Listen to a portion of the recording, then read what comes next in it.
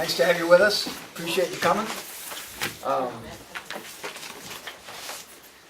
First on the agenda is departments and committees. Richard? Sure.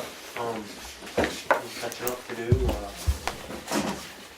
We had the guys come in and they did all the crack sealing probably 3 weeks ago, and I was very happy. They did an excellent job. I was a lot happy with these guys, and it was the last guys we had. We did that. We're still doing some of the cleanup for the culvert maintenance, for the yearly maintenance. We've done some culvert replacements, and next week we're going to start on Garden Hill with all the culvert replacements on that. So, it'll probably take most of the week to get those into the parts to replace. They came in and they crushed at the town garage. I was pretty happy with it. They like 4,300 yards, and then we spent a couple days, because we had a lot of stuff that's been thrown around over the years, stumps and everything. We cleaned it all up, and if you get a chance, just take a look. I think it looks real. I'm very happy with it. Cleaned up very well, which was good. I'd like to say a thank you to Richie Culver. Chief Culver helped us on the big culvert down at the end of Depot Road when we started that night early with the light tower, and sure, it's all yours. It was made a big difference. It made our job a lot easier, and he stayed there from when we started till the road was open when it was closed down, so I really appreciate that. It was a big help.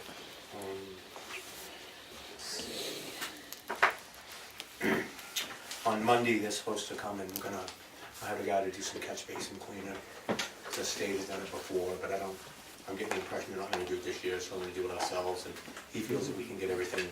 If we don't have many, we can get them all in one day, very easy, which would be good.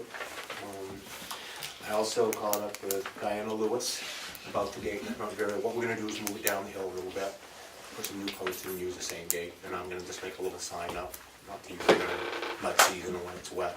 Just wanted to run that by you guys if it was okay. Great. There was one there before. Yeah. Evidently it got taken down.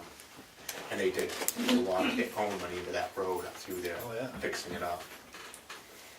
As far as that. Did you talk to her, or do we need to send her a letter? No, I went over and saw her. As soon as I went over and saw her and talked to her. And I told her to within the next month to 6 weeks, we'd take care of it. I told her, when I saw her. Probably won't be muddy for a day or two. So. I don't think so. There's a lot of water. That's probably one of the wettest places you get in town. Yeah, That from your house back up to Keys Hill. Yeah. In the spring of the year. It is. I can't think of anything else. It's doing very well. We had a chance today, a little rain with last night, with a couple of those that get a little washed, but at least we took care of those. So we're really great around Bunker Hill Road, a couple of places, but other than that, for as dry as it is, I think the back roads are in pretty good shape. There wasn't any rain. I'm pleased with it. Did you get a chance to look at the highway to seasonal road thing that we found out about at New Hampshire Municipal I did. Association? I read that over when you folks left my box, and I read that over. I know where everybody's coming from, but my feeling is if the town wants to shut a road down in the wintertime for a little bit, I think we should. And I know what the law says, but we have a road, and we have to put $5,000 or $6,000 in it because there's nobody living on it. Some knucklehead goes down and rips it all up. I got a problem with that. I do. See, I didn't have any problem with you shutting the road down. The question was, you were talking about maybe putting Jersey barriers because they had Yes. gone through it, and the state said you can't. Yeah. Well, So the New Hampshire Municipal Association said no Jersey barriers, but you could put a gate up if we adopted the seasonal highway. But I thought In that that if we had stretch. my impression was that if we had a public hearing in the fall, we could shut it down for the winter, from November 15th to April 15th. And I know where you're coming from, Yeah. and I read it over yeah. I mean, it's 3 different ways, and my feeling is you can interpret that however you want. That's my feeling. My concern was just the Jersey barriers, because you had mentioned the Jersey barriers, and we brought that up specifically at the New Hampshire Municipal Association, and they said, no, that's too much of a liability if somebody, Okay. but you could put a gate up. So I have no problem, what you do with the road, you can shut it down whenever you want. We were just saying if we Okay. adopted that policy, then you could determine when the road's closed. It We really doesn't say did. you have to We really use have those. 2 roads that is a big concern with it. And then you could put a gate up to keep them out. Okay. Or a bigger pile of snow, right? Well, probably a gate, because snow they'll go through Although somehow. Bring the loader up. we've had, They ain't we've going had through the roads snow. in town where the plow went only so far. And that was for safety, primarily for safety and to save the structure of the road. and it worked well. At least one of those is gone, which, as Richard says, it's nice to have a through road, the one I'm thinking of, but it makes the road much more expensive, you know, especially because it's gravel and Well, that's how I feel about it, and we'll touch base on it and come fall, I think that we, you know, if we feel we should put a gate on, you know, those couple roads, I'd be more than happy to do it, because I think in the long run, it's gonna save us a whole lot of money. I agree. And we had the meter road all cleaned up last fall, the ditches all grown out, everything. I mean, it was all gravel up, all shaped up, and somebody went up through and we had to put about probably $3,000 worth of gravel, plus the grader and the backhoe time fixing it. And I just think there's no reason for that. And a gate would be a lot easier than moving Jersey barriers around every It would be. time. Yep. I don't think we need a hearing. I think as Okay. long as we And if go with put- that, And also we in the can do end it. too, if, you know, looking at the other way, that say it was during wet season or something, and we did have to get through there with a fire truck, you could open the gate up quick enough. Yep. That's right, you know, that's a good point, Becky, I agree with you. Yep. So I say go ahead and do it. I have no problem with it. I don't Okay. think we need a vote. Well, we might need a vote, but I don't think we need a hearing or anything Okay. on it. although But Richard's got a point about courtesy to the folks who are property owners there, you know, at least if we don't have a hearing, we maybe could address a letter to what's The going property to owners happen right and there, why. 'cause there's a- And I think those people would rather Yeah. have their roads come spring in passable condition, and this would help with that. The only thing I can think is if somebody wanted to do some logging on that. you know, Well, you'd and have we've to dealt with time- that you'd before, have to well, time in their it, time, in their time, yeah, you know, we've done so that that you're not gonna before. be in a problem, but Yeah. if you communicate with the property owners along the road, And they're very good that Yeah, way, just- they are, yeah, I mean, they'll be good with it, I think, but Yeah. they may Yeah, not, okay. you never know. good. It was Meter Road, and what was the other one? Meter Road and the Mail Road, That would be from Kennett's. yeah, out to the other, right by the red house there, I remember the name, yeah, right there. Geez, Meter Road, you're taking your life in your hands after the plow comes back with that. You know, you're gonna get Easy now, washed, Steve. washed into the sea, I crying out loud on that belly. But, I can't think of anything else, and we had a couple complain about a driveway over on Mill Road, and I stopped and saw him today, it was an illegal one to put in, and he was great, he came right in and got the application and filled it out. He was very good about it. There was one in the file that didn't have a road name on it. I must have put it in I after. made, it's, Yeah, that was your note, it said Silver Yeah. Pine Lane. okay. It Yeah, did- that's down in Secosha. Yeah. Yeah, it didn't have a road, no, Silver Pine.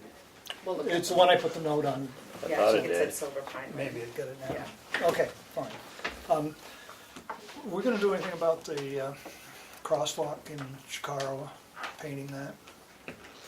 Yes, because also, I need to find out, the library is wondering if they can change their parking there, because now it's. Parallel. diagonal, Yeah, it's parallel, and they wanna go and they diagonal. Because they could get more cars in there. Right. That's the whole up right there. That's me, I'm trying to. Okay, I Yeah. just, I Yes, didn't we'll know if take it care of the was. crosswalks, yeah. We haven't done them, it's time to do them again. Yeah, Yep. summertime. No, I'll take care of it. You know, state gave us a bad time on that, on parallel parking instead of, you know, diagonal. They said, oh no, you're gonna get more cars in this way. I think it was 18 minutes after the project was ended, when the cars started doing diagonal. Well, I'm gonna meet with Dave Sylvia, the state engineer, and just, before we do anything, you know, as far as by the library, and then when they come, if they can change it, we can change that, and, when they do the crosswalks. Yeah. Is the other parking lots a park on 113? Is that, That's straight in. That's straight in, Yeah. yeah, that is. why they didn't do? Well, I think the feeling is it's where the road's so narrow there, and there's parking on the other side. I think that's the issue. And I think I hear what they're coming from, but it would make a big difference because there's no. Nobody parks parallel up there. I know, I had to park I diagonal know. up there today because Yeah. everybody was parked Everybody does, diagonal, so.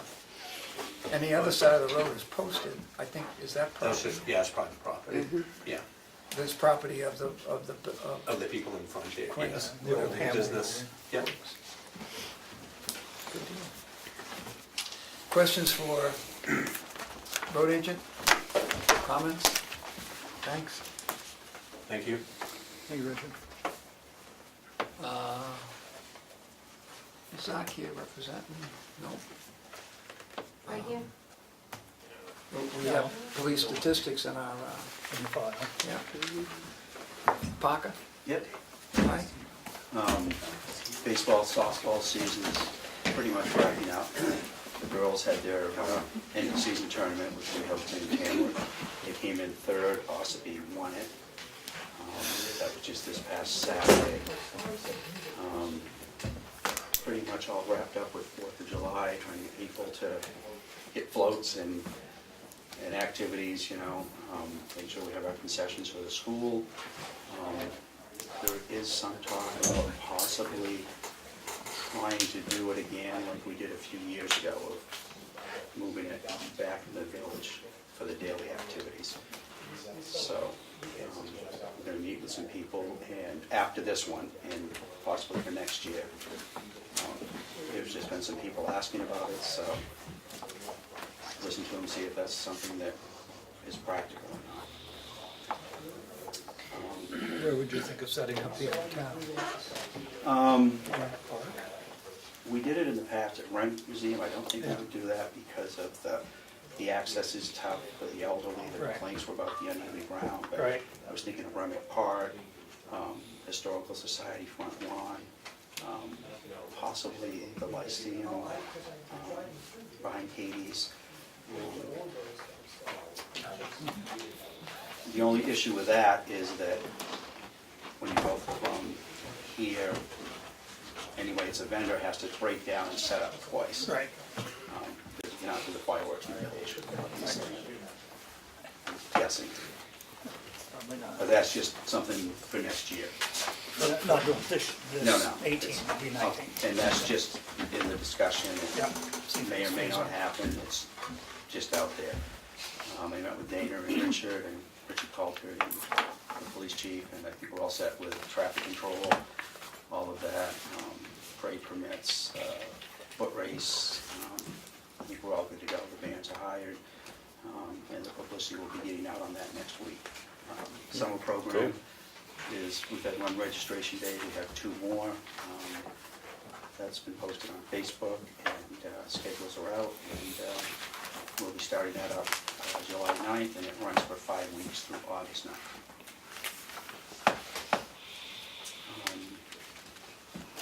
Grass is dry. Grass is dry. I'm hoping we get some rain before the 4th.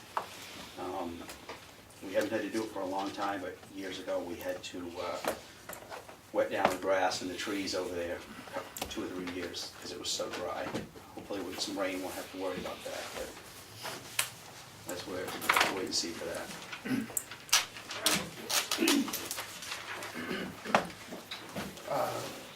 Questions or comments for Parker? So you say you've had one sign-up day already? Yes, Okay. And how many did you get? What's your around count? 40. 40? Oh, Yeah. wow. I can give you an exact number, that's just Yeah. looking at the stack, and I have another one coming up next week and the following week, and I try to do it on different nights. Yeah. To pick different. Tuesday was part of the family fun night at the Brett School, I always do that, and then I have a couple of other nights coming up next week and the week after, which are staggered on different nights. And I looked quickly at your sheet that you left on the counter out here for the programs and Yep. stuff. And I was just, I think we've got to worry about our liability. And one of my big concerns is having documentation of who's on trips, as the leader, who's, you know, there's several things that I think are really critical. And this was somewhere, I don't know what I did to that. Yeah, no. I've got one too, okay. And that's that, you know, all rec programs should have a list of who's in charge, what rec personnels are there. I'll give you a copy of this. Yeah. So that you, Yeah. it's fairly lengthy. And I think personnel should sign in and out and initial the time in, time out.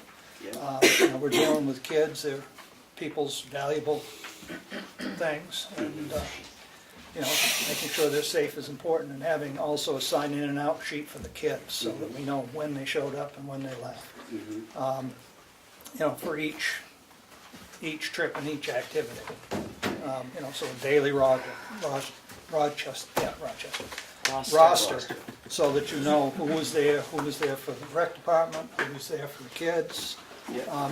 And when the kids sign up, what do you use for sign-up sheet? Do you have something that has full information with, you know? This is it here. Name of the child, parent's signature, parent's name, home phone, home address, cell phone. In the event of an accident, name and other emergency phone numbers to contact if you can't reach them for some reason. Giving permission in the event of an emergency to be aided and or transported by a rescue squad or ambulance to the nearest hospital, depending on where we are. If your child is on any medications, what they are, and what is it for, so that, God forbid, we had to use it. Take to a hospital, they would know what they could and could not give them. What kind of a reaction your child may have to those. Standard, we never had to use these, but we do have all that information here. This goes in the medical kit, which is with us at all times. It goes on all the trips? And it goes on all the trips. Okay. Yeah, it goes on every Good. trip, and it's where we, if we're at the school, or it's at the school, always with us. Yeah. And I alphabetize the permission slips. And I make copies, so if, God forbid, that gets lost or whatever, Yeah. I have another copy. And then at the end of the year, I shred them, at the end of the summer season. Because there's personal information on there, HIPAA medical stuff on it, information yeah. that people should not have access to. Right. Okay, well, I'm glad to hear you. Can you give us a copy of that form that Yeah. you use, so that Yeah.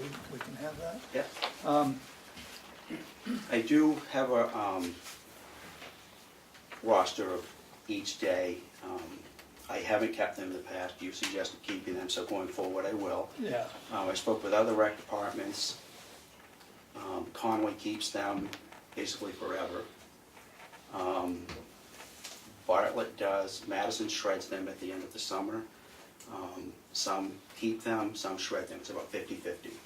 Whatever you want me to do. The only reason I say keep is down the road 5 years, as I said to you, Yeah. when little Johnny comes up and says, Mr. So-and-so Yeah. took me to the bathroom, we know whether Mr. So-and-so and Johnny were even Together. together, right, But because other towns, I spoke with them, and I'd say it's 50-50. I think it's just tightening up. I Yeah. said it's slowly tightening up now. Yeah. If you have a child who requires medication on one of your trips, Mhm. because they're on routine medication, Yes. who gives it to them? I do. You do, Yeah, I'm the only one that does that. okay. And every year I have 2 or 3 that have to take something with their meal. And you hold the medicine and it has I to be do. in the bottle, labeled, Yes, it and, does. okay. And I've had kids that have had EpiPens. How do you, the EpiPen in the state's gotta be with a kid, it can't be with the, you know, in New Hampshire, the EpiPen, Yeah. that, what was it, 6 years ago when that unfortunate incident? Yeah, I've had very few kids that have had that. Haven't had any for a few years, but hopefully we'll never have to use it. Yeah, But they do have it, yes. you know, it's a rigmarole in this state too, because, you know, in every state in the union, you can help, if the kid's a little late in asking, you can help the kid, but in New Hampshire, They will go right through a pair of jeans. oh, yes, it will. I've seen it What he's saying though demonstrated. is the person themselves are supposed to administer it, which is crazy. Well- But hand over hand help is allowed. Right. But, a hysterical kid, Well, that's why I say Yeah. hand over hand is allowed. yeah, yeah. You mean, you put the pen in the kid's hand, you arm the pen, you put your hand around. The chief is here, he's an EMT, we're in trouble, end of this conversation. But, I... Better than have them dead. Right. Yeah, and our medical kit it's very basic, we've got ice Sure. packs, we've got bandages, Band-Aids, Neosporin, just basic stuff, different sizes, bandages. Usually it's ice packs and Band-Aids, we've had a very few times where we've ever, I've had a broken arm, and I haven't, but one of the kids broke an arm playing basketball. We had a mild concussion last year which There's a mild concussion, yeah. Anyway, if a kid says he's got a mild concussion, they've got a mild concussion. Yeah. Had a girl cut her foot, you know. But mostly it's just scrapes. Yeah, backyard. Minor abrasions, things like that. So when these incidents happen, is there any recording of them? Any, Well, it depends on the severity. If it's something that... I mean, somebody says they got a head injury, Yeah. do you record We that? did a Does couple that for get kept projects. anywhere? What's that? Last year, we did 1 or 2 for Primex. Yes, The one yeah. with the finger in the rock, I think. and Yeah, that was 2 years ago. 2 years ago. Yeah, but, yeah, so usually Depending on I'll what they are. contact her and we'll proceed with whatever we have to do. Yeah. Okay, I'm gonna put my devil's advocate hand on here. Don't say anything's minor. I used to think that way until somebody made a paper cut with an envelope. You say, it's minor, right? They came to me and were gonna make out a form and I said, crazy.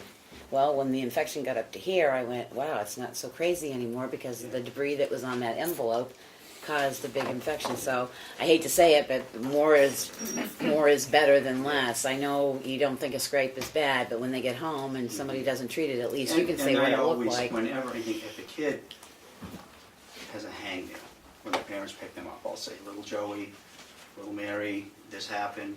I don't think it's an issue, I just want you to be aware of it. Yeah. And make sure that they know that something happened, so. Did they give us any more? Did Parker get the research on, I didn't give them anything, Um, but I can. yeah, With the personnel, people that go on trips Mhm. and everything, what kind of trainings do they have, if any? And, I mean, what, CPR, first aid, we have a course next Wednesday at the fire station with Matt Tavares, Jeff's brother, yeah. and they'll all be taking that. yeah, It's about a 4-hour course at CPR, basic first aid. I do a training session with them as well, separate from that, which is just, this is what you can and can't do. You know, you cannot hit a kid under any circumstances. I mean, again, No, well- it's common sense, but you have to go over it. yeah, The only time you can put your hands on a kid is if he's in danger of hurting himself or someone else, to restrain them. You can't, and you have to be careful how you do that. you do, and we have ways, hopefully, that are successful, you know. But if a kid is really in danger of hurting himself, or someone, you just can't let him do it. Fortunately, I really can't think of a real incident where we had to do that, but again, you have to be prepared for it. Right. You know, what the policy is when we go on field trips, you know, as far as making sure they can see their kids at all times, if the kid gets on a ride, that they are watching them all the time, if the counselor goes on the ride, which they do sometimes, they have, say, 5 or 6 in their group, they make sure they're in the first vehicle, so that when the kids get off, they're waiting for them, and the kids don't get off, they're in the last car, and the kids get to the end, and they just scoot. So, a lot of it is just common sense, but things you have to, and I make the kids do it every year, even if they've been with me 5 or 6 years. They have to go through it, Do you and have any type of manual or policy that you have a written policy for them? I do not, no, Yeah. but I can put them together. I think that would be something that would be advisable. Yeah. You know, all the safety stuff in it, and have them sign a form that they've read it and Just like understand it. we have to with the and- personnel manual. And I get together with other rec departments, we all network, and, Yeah. you know, what do you do, how do you handle it? And just, you know, we steal from each other. Right. Well, Yeah. one of the big reasons this is coming up is because there was an article in Town and City, which is a publication for municipalities. And one of the big things was about liability and in record departments. It's huge. And, you know, part of it is if you charge, Mhm. your liability goes up here. Yeah. You know, if you don't charge, your liability is a lot lower. So, I mean, fortunately, we haven't had any issues. And all it takes is one to sink a ship. Yeah. And I have parents say to me, can you guarantee my kid's safety? I'll say absolutely not. All I can tell you is that I've had a pretty good record. Yeah. That it hasn't been an issue. I'm not gonna say we've never had some minor issues, kids act like kids on buses sometimes. But, Kids are kids. overall, I'll put us up against anybody as far as safety and what we've done. We've never lost a kid, whether it be a hike or anywhere. We've never had Good deal. any life-threatening injuries. And anybody that's gone will tell you, first thing I do in every field trip, I get up on the bus and I tell them, everything stays inside the bus. You don't stick your hand out, you don't stick your head out, you don't yell out the window, you don't throw things. And I do that every single trip, just Yeah. because But you then don't maybe have the that same one- kids every time, and they'll say, I didn't know that. Do you have a ratio of how many rec participants to adults? Yeah, it Supervisors? depends on where we're going. Obviously a water park, you've got to have a better ratio. If we're going to Smitty's, which is, we get on a bus, we go to a movie theater, the price includes movie, lunch and everything, you don't need the same ratio. You don't need as much supervision. It just depends where we go. We go on a hike, obviously you want more people. Depends on the number of kids, but the ratio depends on where we're going. And it depends on the individual kids too. Some kids, not all kids are the same. You can't have, you might be able to have a group of 6 or 7 kids, Right. and you might need a group of 3 kids. And you have to be really aware of dynamics. What kids can be with which kids, that's huge. And coaching the kids and working with them, I'm usually pretty aware of that. I communicate with Donna, Chris Kennedy, all the people that are dealing with the different kids at the school that may or may not have issues. I'll say, geez, is there anything sitting right now I need to know about? At the end of the summer, I'll go in and I'll say, Fred and Joe got in a fight on the playground this year. Just want you to know that might be something you want to look out for. Do you have a disciplinary policy? I mean, I know you said you would restrain if a kid's a danger to, but do you have a 3-strike rule like we've told you 3 times for sitting I out, can or say that that the in parents know about? That's 24 years or 23 years, I've kicked 2 kids out for multiple offenses, for 3 strikes. But I say, do you have a policy that the parents are aware of? Like, if Yes. your counselor says they were throwing dirt, we told them 3 times, I sat them down for the next half an hour. So when they run home and say, And again, if they were that mean to me. If that happens, I make a point of telling the parent when they pick them up, or Okay. whoever picks them up. Yes, there was an issue today, whether it's scuffling Okay. or throwing dirt. It's just easier to do that than wait for them to go home and tell the parents, because they're gonna have a different version usually. And I get the call at 8 o'clock at night.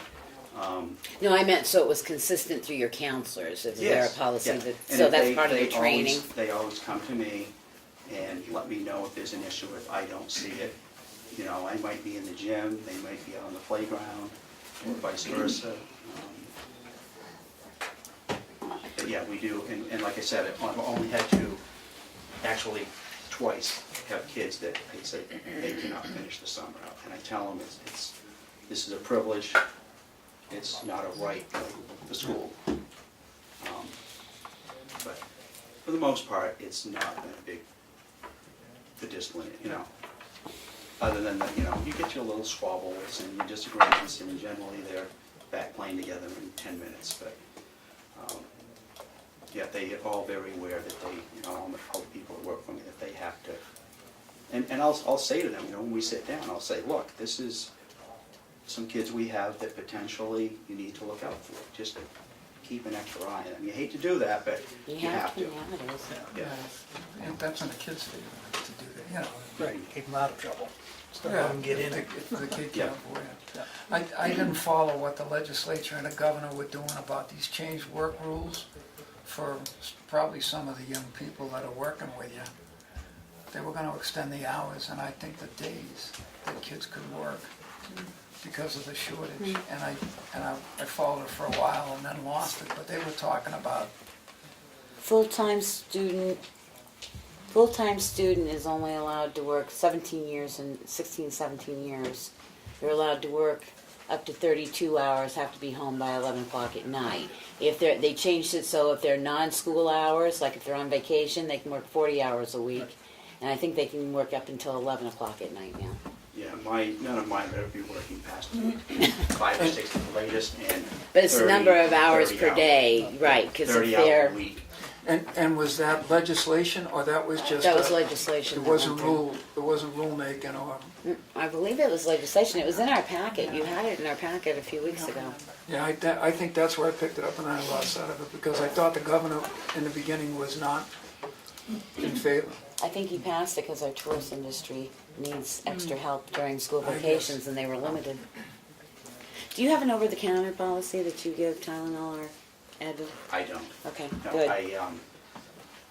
I don't give any medication that is not given to me by a parent.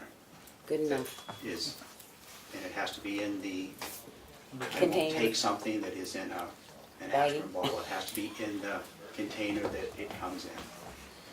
And I would say it's not a lot of kids, but there's a few, and it's Get usually more. with lunch.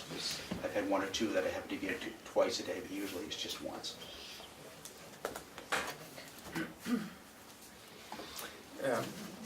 Darlene, I guess Darlene did some I did. just Primex a few research that things. she'll put, that will handy you. You might wanna adopt some of these, and you might already be doing them. But if you look them over and let us know what you think. Mm-hmm.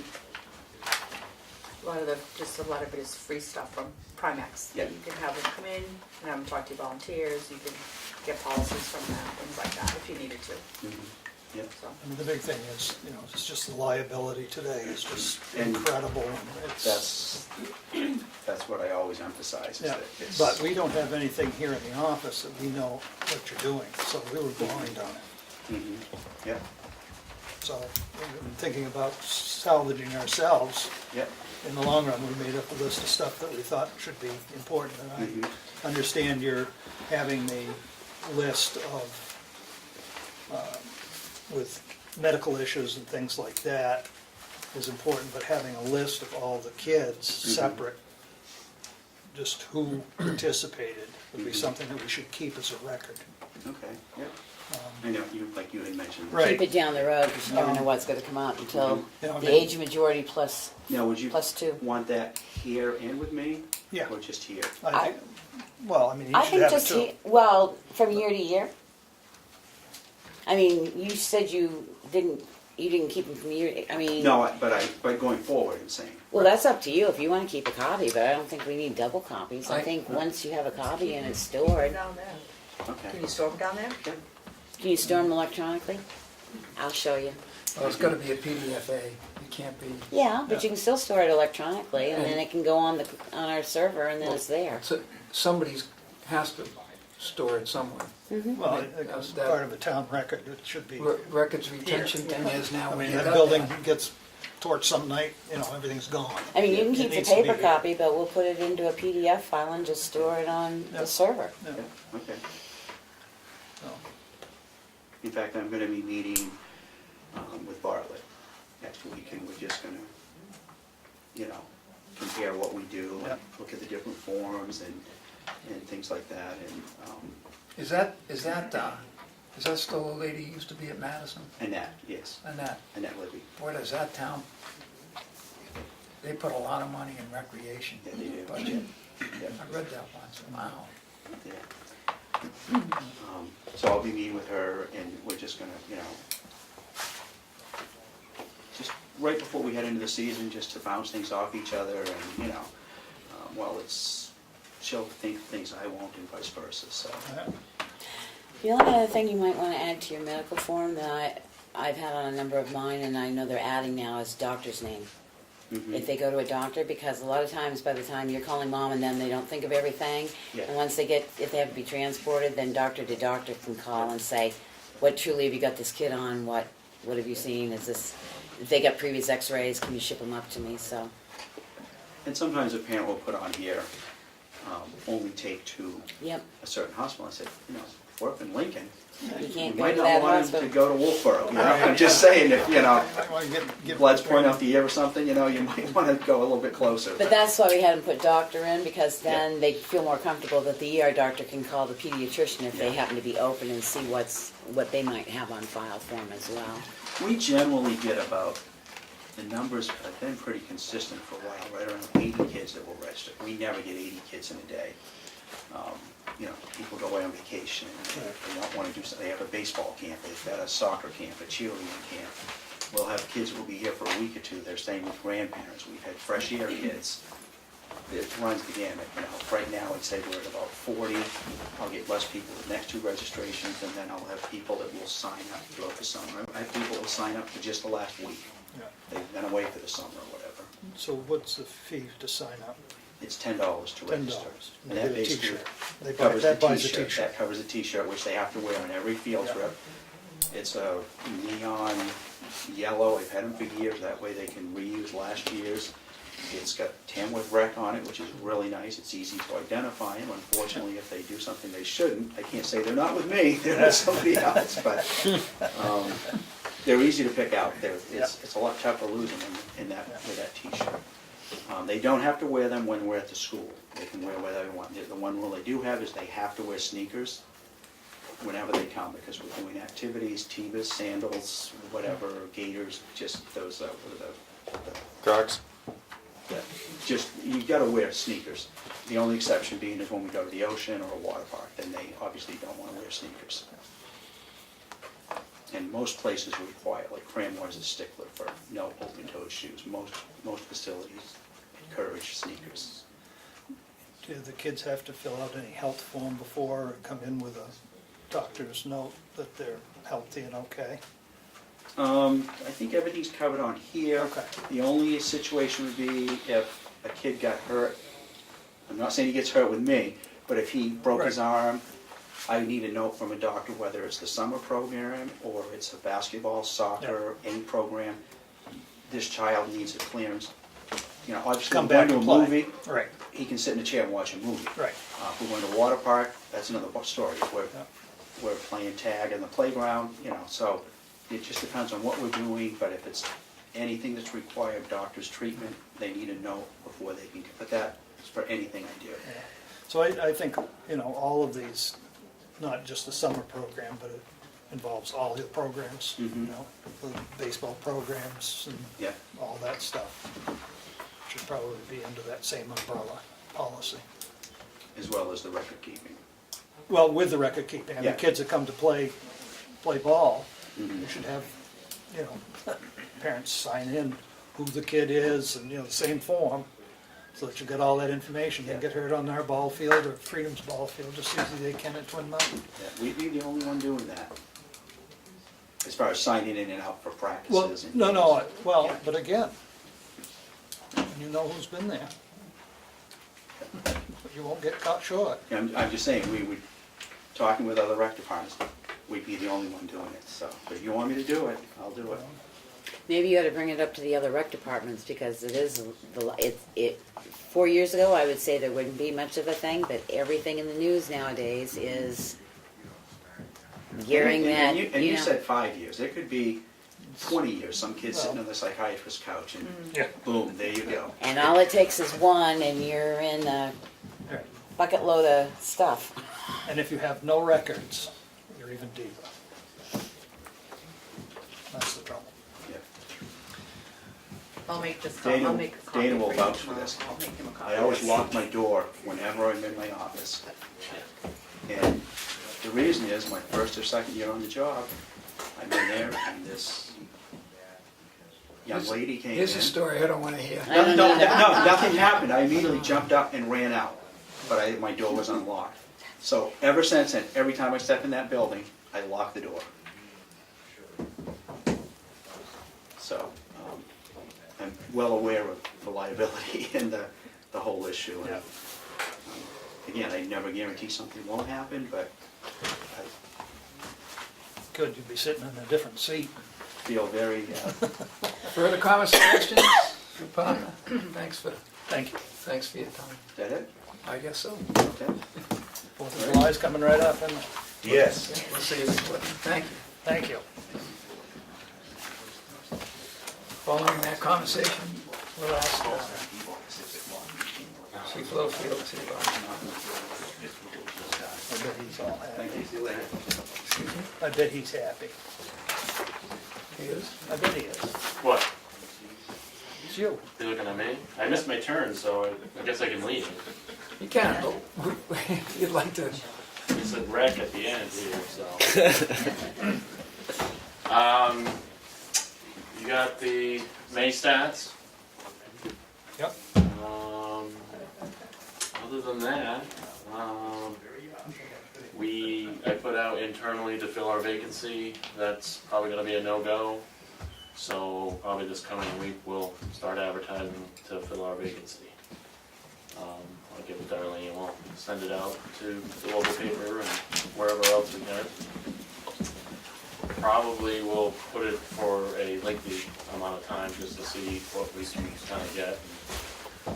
At this point, I mean, we wouldn't be able to fill anything, you know, in time for 4th of July and all that type of stuff, so we're just gonna try to get assistance where we can get assistance and make a schedule that works best for the town. That being said, the sergeant is off to the cadet academy there at the end of the month, so will leave me to cover quite a bit, but we'll get it done, and whatever the part-time can fill in, he'll fill it. Other than that, I got nothing else. Does that mean I lose her for joint loss? Mm-hmm. You landed for that week, yes. No, not that week. Oh, July. I think we're good. Okay. You'll give me her for an hour, maybe Yeah. half hour? Yeah. Okay. 11th at 9. did you get a request for Peter Smart? Did I? Did you? I have not. Oh, well, I think I'm gonna see him sometime this week, and I'll tell him next couple of weeks might not be the best of times. No, we are limited, so. Is 68 vehicle stops and no DWI, is that as good news? You can hit that right here on Tamworth Road in, I don't know, 5 hours probably if you felt like pulling every vehicle over. But I mean, that's in the stats, I think there was 68 stops and no DWIs. And that included. Yeah, I mean, that's ebb and flow of times of year, dates, you know, hours of the day. I mean, those numbers aren't indicative of But I time thought- of the day and stuff like that. If you said 68 stops on a Saturday night, you know, and no DWIs, then And we've won Oh, I might thought, I it might figured be that, more, you know, like, oh, well, that's weird, you know. that was good, I thought that was great news, you know. I would think- Yeah, I wouldn't look at it like that. I mean, it's, I thought it was it could have been great. 68 stops, you know, at 6 in the morning, but no. Well, you never know. just getting home. Dana, amongst your travels, I had an individual that stopped me and asked me if I would relate to you. Is the sign still working? Is that still up? Yeah, we just had it out for Family Day Tuesday night at Can the you school. focus on, if you get up to the Four Corners, if they're going north as they turn right, going by those houses there? Oh, on Chicora Road Yeah, here? they said, Yeah. you leave Tamworth Road, go to Chicora Road. Yeah, I noticed a lot of people come out of the intersection and build a lot of speed fast. I Yeah. mean, even, you know, coming out of the intersection towards the PD and, Yeah. you know, which actually is kind of an issue because, I don't know if it's state or whatever, but there's a lot of sumac that kind of leans into the roadway, and for us, our line of sight, cars coming off that intersection, hammering it, you know, it's hard for us to even get out sometimes, so. As soon as you get past the apartment in that next house, he said you're more than willing to sit in his driveway. Okay. He would appreciate it. Thank you. We will do so.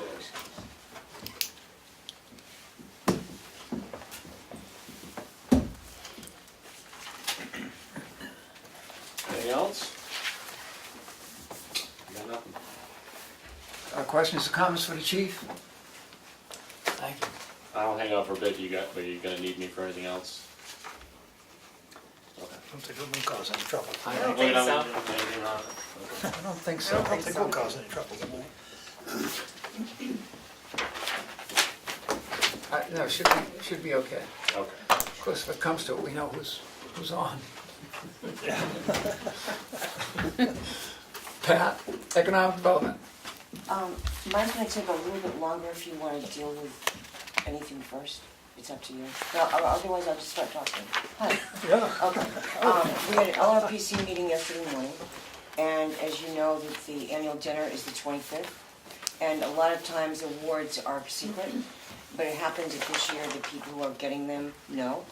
And one of them is in our midst now for the TVA. Darlene McWhirter is getting actually a certificate of excellence. And Mary Phelps is getting, Who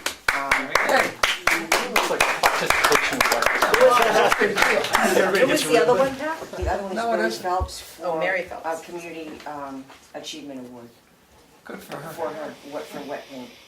So that's gonna happen on the 25th, so that's cool. Well-deserved award. Yes. They are, well deserved. You know, each year the planning board goes over who can we nominate, so I'm really pleased that these guys were nominated. Well deserved, I agree with you. I have a personal kind of question regarding the street fair, and that is I went to go order the helium tanks yesterday. The helium tanks for the balloons, because the balloons are our logo. Anyway, so I go parking in a parallel manner, or diagonal manner, whichever, to the place I've gotten the helium tanks for 2 years, and I'm thinking, gosh, this building looks different, and it's totally empty. Therefore, I have no place to, I don't know where to get the helium tanks anymore. So if anyone can think about that and get to me, How big? well, they're about so tall. We get Oh, two because of I them. know Walmart sells them I was right gonna in say, their, in their aisle with their, with their These are just balloons and rental, cards. but we usually rent them. I think they're $12 or $13 for Well, them. these are I'll more check the than that next time I because they're go. bigger, yeah. Yeah, they're not. So these So are just like- buy 3 of each- them. Each of them fill, we usually get 2 of them and to do 200 balloons, Must be 220 auto. balloons, whatever. I'll see. So I just need to Yeah, they might have figure it it. out. They could get it in, maybe. Ospiato, they might be able to get it in. Mike Davis might be able to get it from Air Gas too at Whittier Service. Does What Van is Dyke it? have it Mike anymore? Davis. Van Dyke Welding carry it anymore? I'm pretty sure he can get that. Because he Okay. used to fill balloons. Okay, I'm gonna assign someone on the Economic Development Commission to. I mean, I'll call him for you. Yeah, I am. I need Picture on to the gas. take them picked up on the 3rd of August. 2 of them. But we'll I'll call talk. tomorrow for you. We'll talk, okay, thank you. All right, that was my personal question. Actually, I have an account with Air Gas, I'll Wet just call paint him. again is on August 4th, a Saturday, so that's coming together. The other thing that came up is that last night at the planning board work session, we went through all of the master plan items, because we have asked everyone else to go through them, so we did too. But basically, because of the meeting that I had yesterday morning at LRPC, we were talking about broadband, and the governors and the state's wish to have all rural areas of New Hampshire possibly connected for broadband. And I was talking to the executive director after that, and saying that, we're trying to figure out how we could possibly do something. And he was telling me that it would be wise if I got together with Carol Miller, who is the broadband state representative, working for the state, and have a conversation with her, because there are situations where private entities are helping provide broadband service and who are not part of the monopoly that we are dealing with right now. And that if in fact she could convince one of these private entities that's somewhere in the general area, which I don't know where, to take on a place like Tamworth, to deal with adding us to their domain, for this is the broadband only, not TV and all that. And then I said, well, then there's the infrastructure. And even though we have Tam Wireless, which has helped some, but it's getting overpowered by the need and the demand that there is right now. And we have this contract that goes just for a few people that you are dealing with, that contract for just whatever percentage. It can't be very big for all of Tamworth. So anyway, back to the infrastructure and the money. So Jeff Hayes was saying to me that first step is the Carol Miller. Is there a person or group that can in fact maybe adopt us as far as helping? And then there are a couple of different sources of grants. One in North County, North North Rhode Island, it's in New Hampshire. And then there's another one, I can't remember what they all are, but there were two in particular, that because of the wish of the governor and federal and everybody, that everybody should have proper broadband. And the reason I kind of really wanted to push this with LRPC yesterday and here tonight is because one of our citizens called me about 2 or 3 weeks ago to say, could I help her figure out a way to get a proper broadband happening here? Because she in fact left here to live in Boston because she can't do her business here anymore. And I fear there are many businesses that can't do their business here because of the lack of internet. And from an economic development point of view, I feel that we should do all that we can. And then there was this great line in reading the master plan, and it said, selectmen are required, or that it is, the suggestion is that for the master plan, that selectmen will provide broadband to all of the citizens. And I thought, well, that's really neat, I'll have to mention that. So anyway, my request is, I'm gonna go forward, I think, and do I have your permission to explore this situation? Yeah, of course, I would think it over. Is LRPC, their regionalization efforts, are they interested in getting a group of towns in LRPC? I asked that too. I did ask that. The thing is, maybe it will come to that. But the first step is I need to have this conversation with at least Carol Miller and start there. And what does she need from us? Should it be multi-towns together? Would one entity, would she say, hey, let's ask XYZ if they take Freedom, Madison, Tamworth, and some other, Ossipee or whatever? Because there's a lot of us in the same situation of the not enough density to earn the right to have broadband. And then there is and it isn't as though the town is gonna have to pay for individuals' broadband service. It's just that the town would be, like you have poles for electricity, and they're yours, you know what I mean? Like you just are maybe helping implement the We could give a the franchise. utility that's We needed. can sign out a the franchise. utility that's needed, and whatever. And should there, maybe there is some expense, I don't know this, but I mean, in other words, the other thing is the governor and that's why what this person told me calling me, is that the governor just signed a thing, that towns can, if they wanted to do a bond thing with an entity that did the infrastructure part, teamed together, that was approved by the governor about 3 weeks ago or something. But this was better than a bond if we could get grants that in fact would pay for it. One of the reasons why I think we need somebody with us is in that North Country Coalition, whatever it is, grant, a number of towns within LRPC's area are, if they get a grant, a lot of the programs are 50% match from the grant. There are several towns that have less than that. One of them is Tamworth, where if we get a grant from that, or at least this was true 2 years ago, the best we can do is a 20% grant, a 20% match. I asked Chuck Henderson 11 times, why is that so?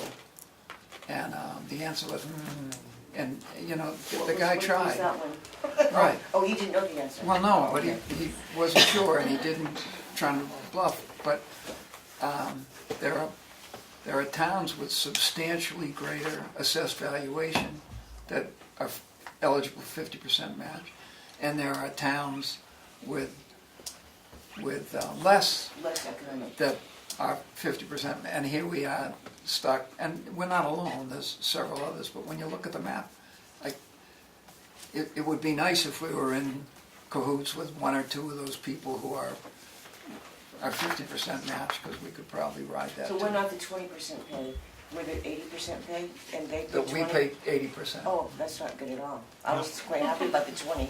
Oh, no, it's 20% match. Hey, what are you arguing about? Yeah. No, no. I'll give you a little. Norman knows more than any of us about grants at the moment, probably, but at that organization he works with, that I keep messing up the letters too, because it's not the, you know, it's not the place by, in the village of, next to Kenny's Castaway, it's the CBGB.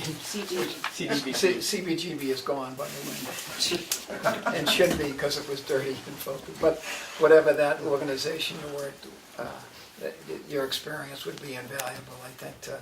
The short answer that they gave me was that communities' matches were determined primarily by median household income. So it wasn't the aggregate assessed value within the community, it was the, whether it was median or average, but whatever, it was statistic based on household income. Feeling that those at the households with the lowest average income were the ones that getting the larger matches. I don't know when it was updated, I don't know any of the details. That was the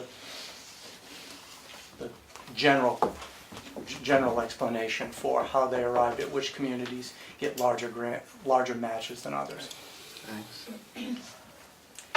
But the bottom line is, we need to do this in some way. I don't know how it will happen, and I just wish that I could count on all of you to be supportive of it, and whatever. I mean, I don't know if it's gonna end up meaning that there would be a bond, or there wouldn't be a bond, but I would say that the survey that went out all those years ago to do the master plan, that was right there for everybody, I won't say everybody, many people. We need fast broadband, and there you go. I believe that regionalization meets the 19th. I think so. Well, yeah, Well- I mentioned it to Jeff, but you to it too, that's good. Well, I imagine maybe he's gonna bring it up, because the electric rate thing, they didn't get a, I know, I heard about this. and that might have been personnel cost on the part of the co-op. You know, they just incurred some substantially additional, you know, they went on strike and they got probably pretty close to what they needed, and that's gonna cost everybody money, so I guess maybe that's it. Cool. Thanks for doing that. Well, I just wanted to have it be that we're talking about it, and in general, whether I have the selectmen in general. Get broadband for everybody, we can drop our cable franchise, and they can just download everything on There is that. broadband. So there you go. I mean, it's just that this is right in the middle of this contract that you're doing. And Right. I was saying to Jeff Hayes that if they want to have, you know, the density is 25 at the moment, and if they're really lucky, they might have it be 20 instead of 25 houses in a mile. So big deal. I mean, many of us are in a situation where we don't qualify, you know. But I appreciate that. Thank you. Questions, comments for Pat? Thanks, Pat. If we can stall you for just a little bit, we got Friends of the Townhouse. Just wanted to say the upstairs floor has been refinished. Looks very nice. We decorated the townhouse today for Flag Day and 4th of July. Mark Fetting is starting next week on the basement stairs, and then he'll move to the kitchen area. Free yoga class is happening there Wednesday night for veterans. You said you were going, right, Dan? Pictures.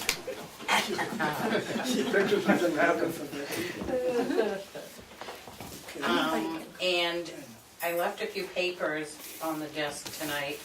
One of them was an estimate for the downstairs floor to be refinished. If you guys want to talk about that, having that done. The other one is an estimate for insulated shades for the downstairs windows, 11 windows. And at 5:15, we received word that the Tamworth Ladies Guild, who used to have rummage sales there and Christmas and craft sales and stuff like that, would like to purchase those for the townhouse. Oh, cool. Who is that? I didn't catch the The name. Tamworth Ladies Guild. Thank you. Sweet. But they need your okay to do it. Okay? It's a guy, it's the same guy that has done the library. So he's fully insured, reputable. The other thing, there are a couple of things that we want to know if we should get some estimates. we heard from somebody that they fell last year after they got their hand caught in a missing part of the railing, the banister, going up and down the stairs, and was wondering if we should get an estimate to fix the banister so that doesn't happen again. We had it on our list too, with the estimates from the carpentry, but then forgot to install it in them. A&M did not want to do it, but we did ask Mark, but then Mark didn't put it on his list either, so. Do we need an estimate for it? It's just somehow it's a piece that's really scary when you're walking down if you don't grab, because there's a piece missing and you can't grab it until you get down onto the side. So, and then somebody has fallen through it with the arm and really did a job on herself, so. I would suggest if the board feels confident, just to have Mark Federn do it and fix the rails so that He's they're gonna be there right. anyway. He's gonna be there, tell him to. Yes, Okay. yes, If and you it do was that, that'd be something we had great, add asked, to it.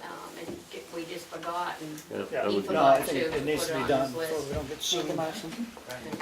Objections to the blinds deal, Do we need motions? and to do objections to Mark doing that's a safety issue. Okay. The other thing was, would you like us to get prices for a dehumidifier for the basement or, because when it gets humid down there, The water is coming, the humidity. Yeah. Well, so if we got some prices of some different dehumidifiers. I know Rich Colquitt had said something about an air exchanger. So. How's your budget looking? It's, we still got what, 40,000? I know even just the dehumidifier in our cellar basement has made a difference with that running like it has for our building, if you will. We have I don't know how spent tight that one 49. will be. Yeah, they're not expensive. No, No. like I would a couple definitely get hundred one, bucks. it's a tremendous help. So we Yeah. have balance of 50, but we still haven't done the outside in the cellar yet either. Plus Which you was still the have- basement was the big thing that we started with. Plus you still have a half payment to, Floors, and then we got the kitchen. right, so there's two half payments still to And the come bill in. for the wiring, electrical work. Right. Yeah, we haven't got a bill for that yet. We haven't got Gus's bill yet, right? Right, So- and we have, It's not overspent. The drain. Yeah, as long as it's in the budget, I don't see, it's not a big, it's not a high-end No, item. it's not high. It's No, like I a don't couple think so. hundred. Yeah. But I think But the reward that you get as far as, you know, the gold and all that the kind of water stuff. is right under the oil tank, if you guys wanna know where it is. It's sitting right under the oil tank. Isn't that weird? But I guess it's because that's the part Condensation. that's up. It's on the other floor. And then it's a full oil tank. So, the humidity and it's in the corner. And I think it just, you know, it might sweat the oil tank itself and it drips down. That's what I'm concluding. and- Get rid of the stairs, the salt will go away, so they won't be wet. Right, Right. sucking up so much. Well, we'll have new stairs, cause Mark is gonna start, do that next week. Yeah, no, it probably makes sense to get a dehumidifier in there. Just don't have it, one of those that recycles itself. It needs to send the water outside. They're a lot less expensive to run that way. The other thing we were wondering is if you've come up with what the cost is to rent the townhouse, some sort of policy. We've got a lot of people that are saying, All different questions. yeah, all different amounts, Mm-hmm. different days that they rented, and were charged, you know, rented for 6 days, but only charged for 4 days, and without any history, we don't know. And the rec department, they're free, but whose rec department? And I've got one that wants to pay, that did the rec department before, and she would like to pay, so, but I can't see her paying $50, you know, for the rental of it, so, I'm wondering if we should make concessions for people, and then we have non-profit people, but aren't really non-profit because they sell tickets and stuff like that, so, I don't know where Should to just go be a with standard this, flat except for fee a all the way policy. across. think the Keeps it fair, policy- simple. Yeah. The policy was supposed to be Tamworth nonprofits they paid nothing. But Tamworth, who's under that policy? Well, the churches. barnstormers, What is We only it, have the 78 barnstormers, nonprofits in town. the barnstormers So, are yeah, you considered rent it out half a year nonprofit, for free. yeah, but they paid last year. right, And and they probably, have Paid every year. and probably, that was inequitable. There was a couple of church groups that met there that didn't have to pay. Right. The folks who do the senior, the Right. exercise program for seniors didn't pay. The rec programs like yoga and squeaky sneakers, I think, didn't. I think they did squeaky sneakers. Those folks didn't pay. Folks, other than nonprofits, paid $50 if they were Tamworth. One of the questions we have is, what makes it a rec program? Because when we talk to the people that are utilizing it as a rec program, they haven't spoken with a rec director in years. And they do charge, so they charge for their time. Some do, some don't. I think that was what the deal was. So we don't know where to go from there. And, the Tai Chi, which is over at the Reynolds Hall now, and I've spoken a few times with Lisa, and she would like to pay, but she thinks, because she's put some bookings back into us, but most of her stuff is staying over there at Reynolds Hall now. So, I can't see charging her $50. So I'm wondering if it's $20, $25 we should charge, because they're town people and they did do it before. And if they do it like for 6 days, should we have a base price for that? Or if they do a wedding for the weekend, should we have a whole weekend price and not 3 days or 2 days with the wedding? With an eye towards what you're gonna do the scheduling. Yes. So what you come up with that's fair and equitable and in the best interest of citizens of Tamworth first, nothing wrong with that. And, if you did it for 6 months to see Okay. if you had to tweak it at any time or, Because I'm dealing with barnstormers right now. And I threw out the $50 and they were a little bit surprised about that.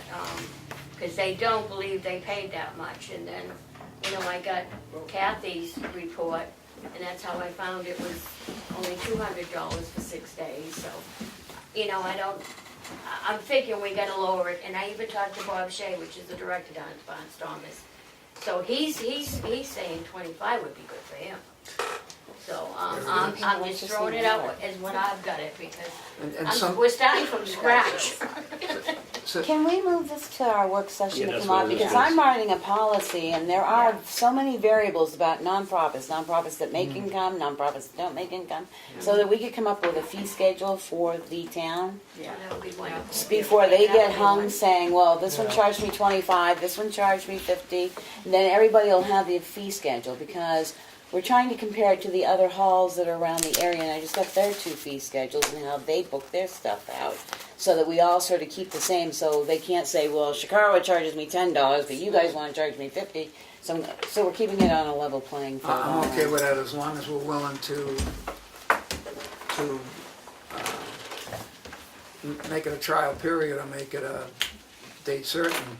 And once the schedule has come up and say, wait a minute, something's wrong, this is inequitable, I'm okay with that. Because the same thing, the policy will address an application form, whether they need insurance or they don't need insurance for what they're doing. The whole thing, turn the lights off, turn the stove off, checklist, the whole 9 yards. So when they go to rent, they receive a package saying somebody's in charge, this has to be done, that has to be done. Because right now, we're paying for water, electricity, sewer. And like Willie said, 76 nonprofits, that means the taxpayer is paying for running of the building for everybody to use it. Sometimes they charge their people coming in even though they're nonprofit, and sometimes they don't, so. Can we give you a list of questions, Becky? Because, Yep. one of the rec programs is storing their equipment all over the stage, which kind of is in the way when the contra dance is there, so. Or even if we had a wedding or something upstairs. Answer that. The other thing was, and the last thing was, we shared with you a sample of the like a tally sheet of, you know, when an organization is upstairs, like how many people did they have for the contra dance, how many people do they have for the strong living, how many people for the aerobics? We've never had a clear number of how many people actually use the upstairs If there's right a now. wedding, you know, how many people and whatnot, just for our own benefit for next year. And not only that, but through the policy, you'll write how many people are allowed, Right. because the upstairs doesn't hold as more than the downstairs Yeah, does we've and got a stuff like that. capacity thing upstairs right now, so. So you're okay if we just ask them to, Yeah, and send me your out. questions and I'll that's it? get it ready for the work The session. downstairs floor, I believe we read this a month ago. Yeah, but you just. We only did for the upstairs. We at only did So that that- time. a vote would be in order. Make a motion that we go ahead and hire Tom Wheeler to do the downstairs floor sand finish paint. Finish the painted pine floors. Remove the paint and cupping, apply 3 coats of commercial grade high quality solid polyurethane vinyl sheen satin Second. for $3,750. Is there a second? I'll second that. Discussion? It's what you folks,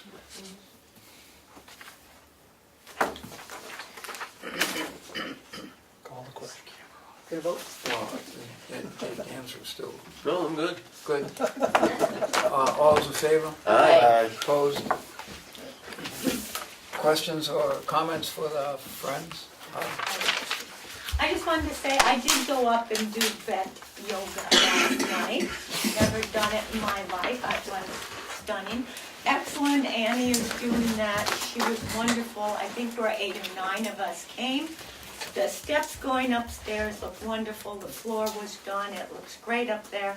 And I, for one, think that these ladies have spent hours and hours and untold hours at that townhouse. And as a town, we should be so thankful they took that on as volunteers, because it's been a huge undertaking. Here, here.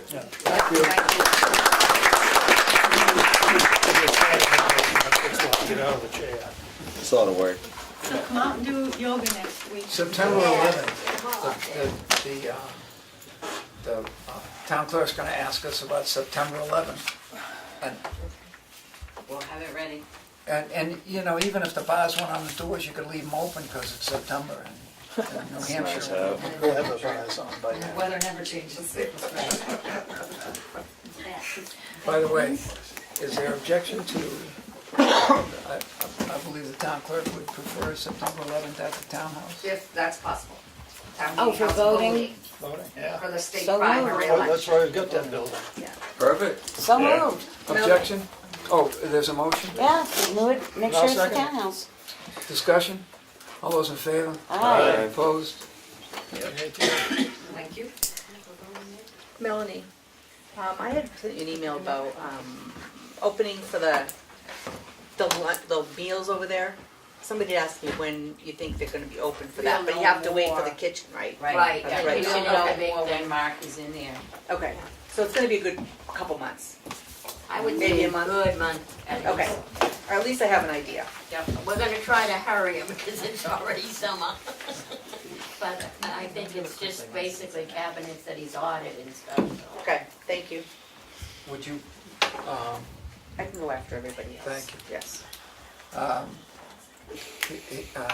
Here for schedule appointment with us is Norman Poirier and Ken Cargill. Thank you for your patience. Looking forward to hearing from you. Well, wanted to follow up from when we last discussed this back on, I guess it was May 31.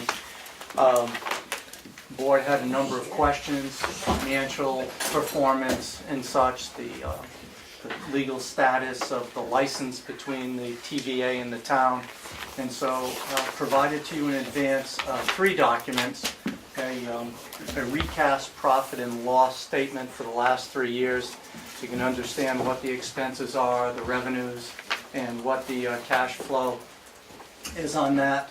There were other questions on the delinquent assessments on properties, and so I provided some information on that.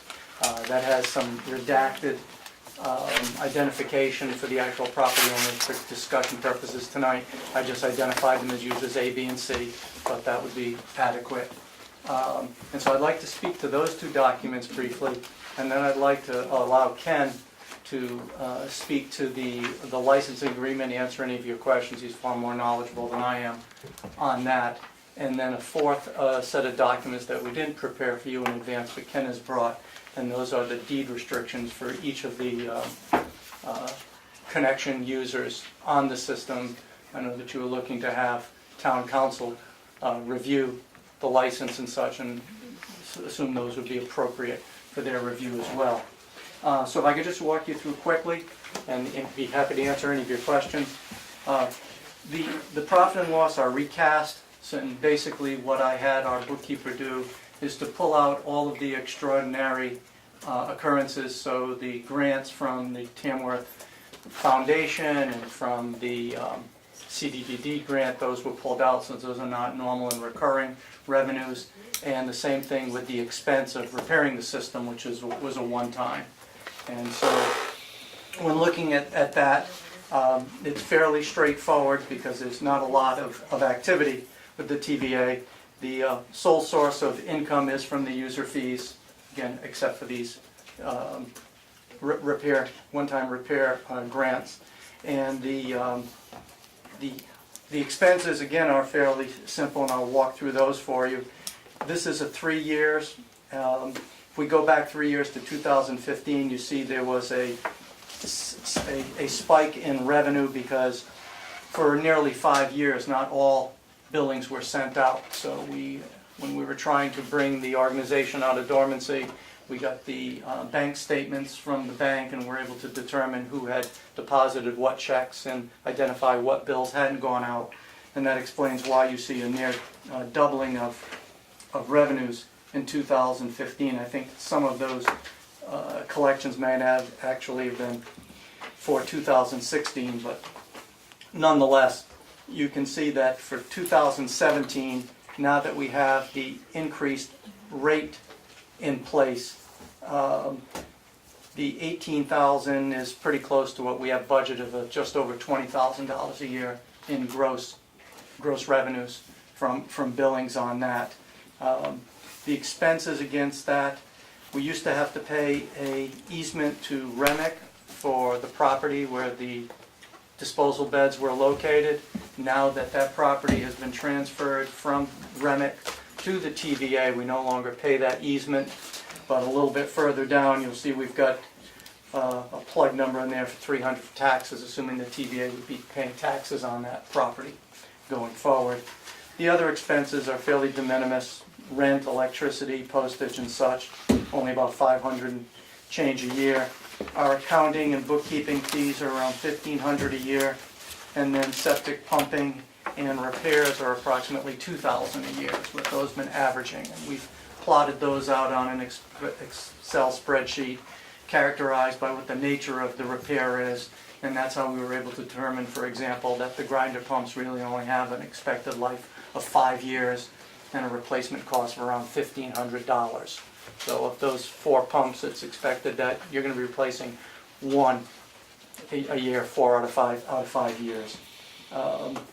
So you bring that down, so total expenses are running around $5,500 a year, anywhere of $18,000 to $20,000 in income, and so prior to depreciation, there's $10,000 to $12,000 a year in free cash flow that have been building against the reserves.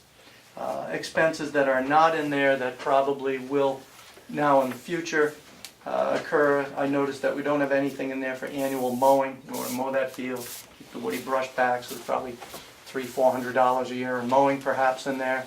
And if and when we get the alarm, that automated alarm I described briefly in place, there should be some sort of monitoring cost for that. But I would not expect those to be more than, in aggregate, more than $1,000 a year on there. So that really wouldn't, I think, dramatically impact that roughly $10,000 a year in free cash flow it's throwing off. I can move on to the collections issue, or if you have any questions on this, be happy to speak to that a bit. You outsource now, the response to the alarms is to the TVA or to Lamp? Right now, it is detected by anyone who hears or sees the alarm. At that point, they try to contact someone from the TVA, and then we in turn contact Lamprey. And the intent would be to have an automated monitoring system that either notifies the monitoring service or whatever they're referred to, who then in turn immediately calls Lamprey. In municipalities who have their own systems, my understanding is in 90% of the time that call goes to the police department, the same as a security alarm would, and they in turn notify. But in either case, we would look to put that in so we're not chasing someone to respond. When it happened last January, I was in jury duty and they couldn't reach me. Carl Bear was on family vacation and David Grass was away on business, and so it went like 12 hours before someone finally was able to call Lamprey. So. And does Lamprey give us any idea about the growth pattern of expenses in terms of they're contracted, correct? No, they are I'd refer to it as a per diem per event. Oh. If we want them to come and inspect the system, we get charged a flat fee for that. We looked at doing a contract with them with a wide menu of services, and it just did not correlate with the expense. It was more service than we needed. Steve? The one question I had on your expenses is I didn't see the insurance that's in the licensure. Could you tell me what the insurance policy? The insurance is, I think we have $1 million liability. That's what that insurance is. There is no... Well, it also said covering the cost, the casualty of loss of the entire system. So you only have liability? It's liability and a de minimis amount. I think the only structures that are covered are those above ground in the control shed, I guess I'd refer to it at the time. They would not cover any of the below ground. And the TVA has never had D&O insurance. What's D&O? Director and officer. So for example, when we were putting in the system, we had some disputes, and if someone were to have brought suit against the TVA's officers and directors, we didn't have any coverage.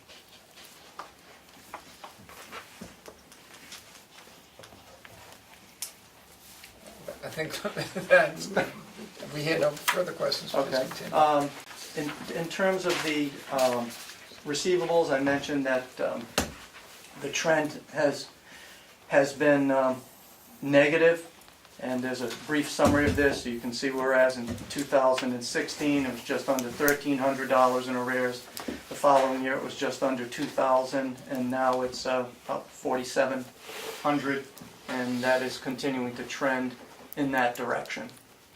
And we did implement a collection policy that standardized the notification to anyone who is in arrears, giving them a grace period to respond, and then after that grace period for interest and other penalties to begin to accrue. That's in place, and so I don't believe that this includes any of those, quote, interest or penalties. This is just the actual amount from the billings that was not paid. Has there been any favorable response to the? There has been no response. No response. Total number of properties, am I? Three. Three, I remember. Three gross. I'm not including anyone we don't consider anything in arrears until it's 90 days. We bill quarterly. If you pay before your next bill comes in, you're current. It's been three, all of those increases are the same three properties, Yes. I believe. Yes. It went from one property to two to three. Is it an economic hardship situation? No idea. I don't believe that we either have the Well, interest or inclination. I didn't know if you just No, knew that fact. and wouldn't assume. Right, okay. We send a bill, Yep, you send a check. yeah, that's the way it works.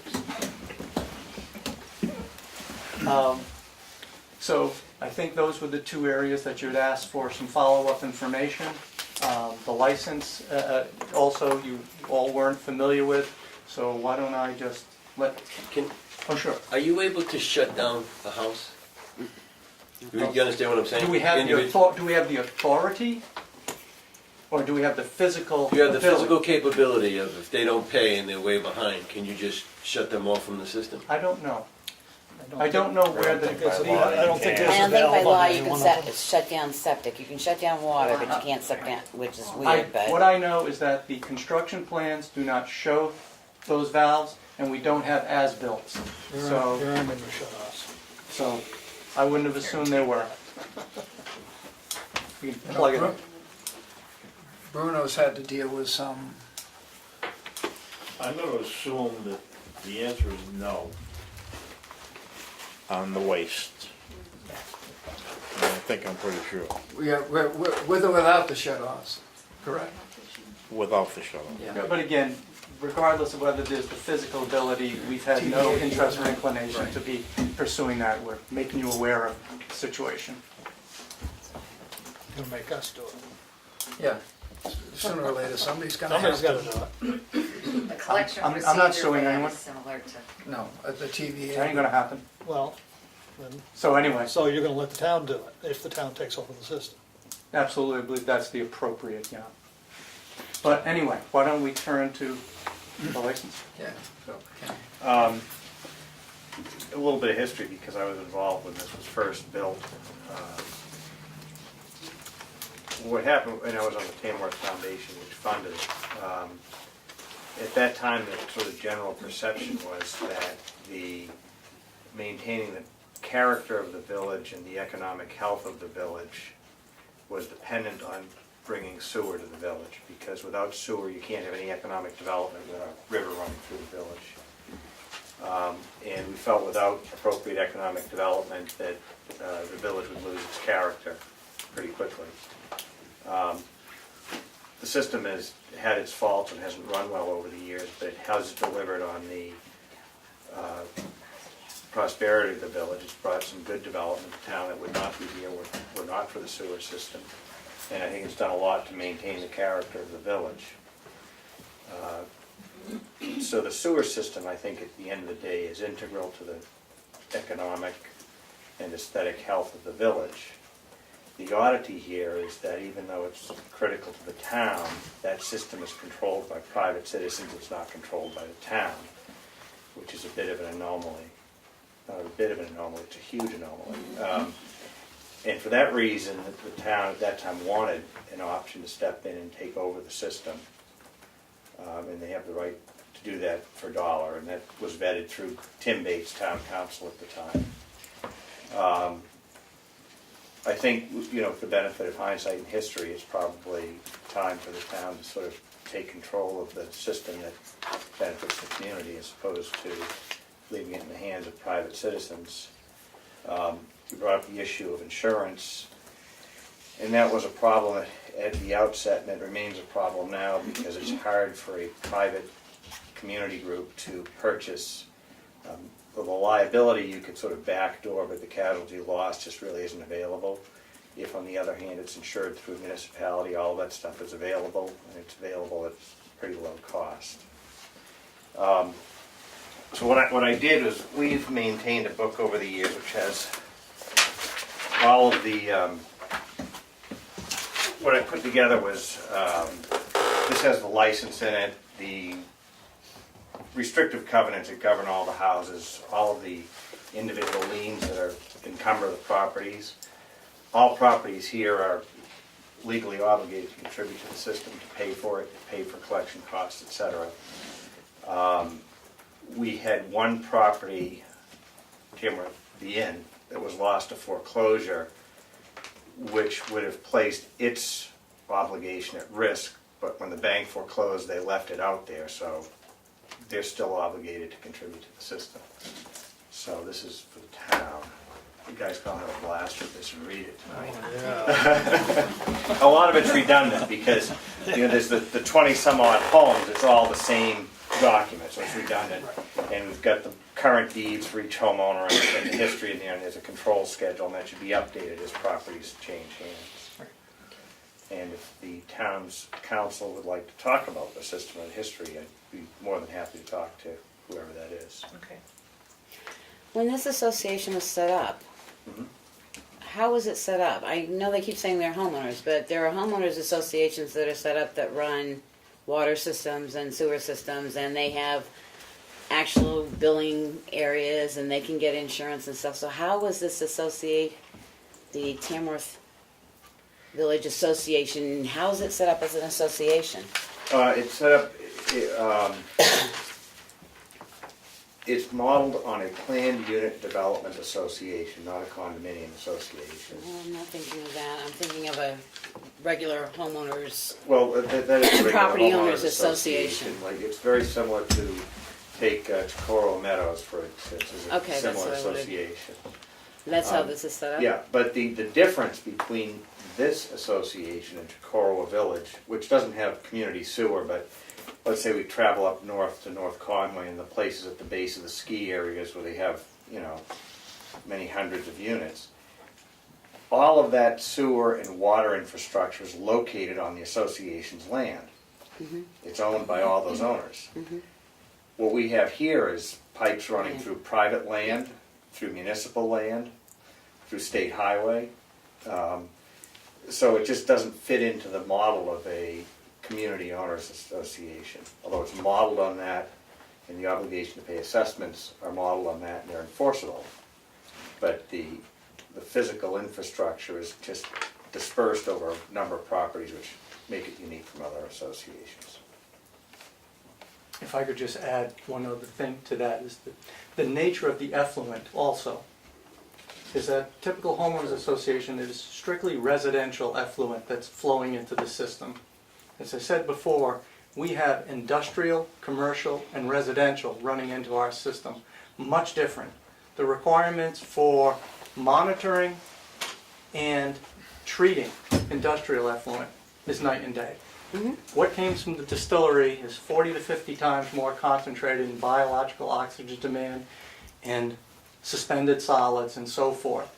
And that's quite different from a homeowners association where everyone is just kitchen and bathroom waste. I wasn't talking about the wasting. I was I understood. wondering about the setup of billing and stuff, because I know how and what routes you can take to enforce collection of bills and stuff through different setups of associations. That's why I wanted to know how this one was set up. So you've taken it only as far as liens, and that's, you have standing the liens on liens the on it, property? There's no liens. No liens, No, okay. you don't need a lien because each property is restricted with an obligation to pay it. Whoever buys it assumes that obligation. So if property changes hands, the incoming owner, if you've got fresh blood, may pay it. But And that is how we have recovered for some of these properties in the past. Yeah. Is eventually when they change hands, we can collect at closing. In previous years, properties changed hands and it wasn't caught. Right.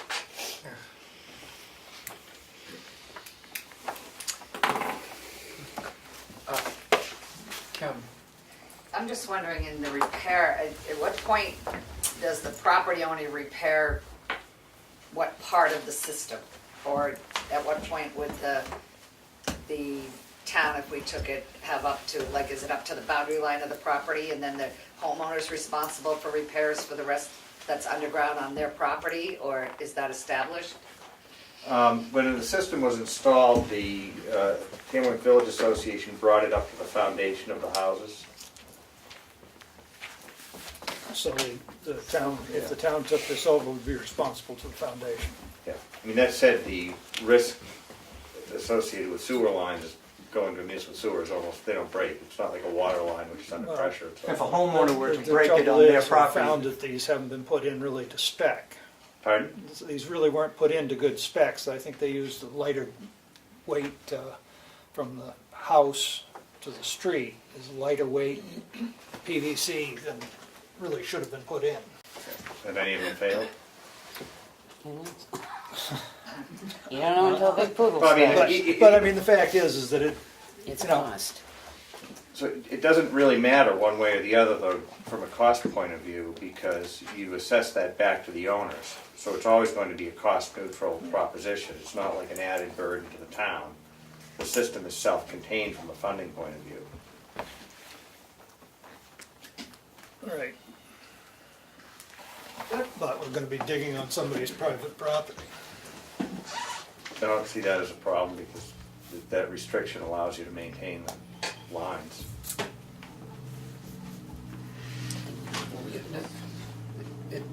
I understand that it's in the deed, there's no backing out and say, I would rather do it this way. Can't do it, Right, I'm with you on that, yeah. which I would assume would be, any violation of that would be more health and safety enforceably than almost anything else. I mean, the people who signed the deed restrictions agreed to self-fund the system forever, so it's not gonna require external resources to maintain. Right. So it's gonna be set up as a precinct. Could be, I mean, that's, Norman and I were talking about that a little bit earlier, and it would be a conversation to have with town council. It could be set up as a precinct, could be taken over as it is and operated by the town. You know, there's no huge difference between the others, and I'm not an expert on municipal law, so, yeah. Is our liability insurer gonna have a No, option? They're gonna be okay with this? they're gonna be okay, lots of communities run sewer, Sandwich does. As this developed, and the town is eternally grateful to Norman and you folks who put it in, and the recent getting the grant and overseeing the thing and improving the system. But continuing assessment was that this was unique, that the state, the grant writers, the grant givers and the state and the Governor's Council had not seen anything quite like this. But is there anything similar to if it was a precinct, or if it was a commission, or if it was an employee, a town employee running the thing? Is there anybody who's got a system? Well, of course, it's not exactly the same thing, but are they reasonably close folks who are doing this? The town of Sandwich has a, sewer commission of 3 people who sort of monitor the system and report to the selectmen. And do you know if that's paid or volunteer? I think it's volunteer. I know Jim Hambrook was on the commission recently, and Russ Johnson. I think they were volunteer.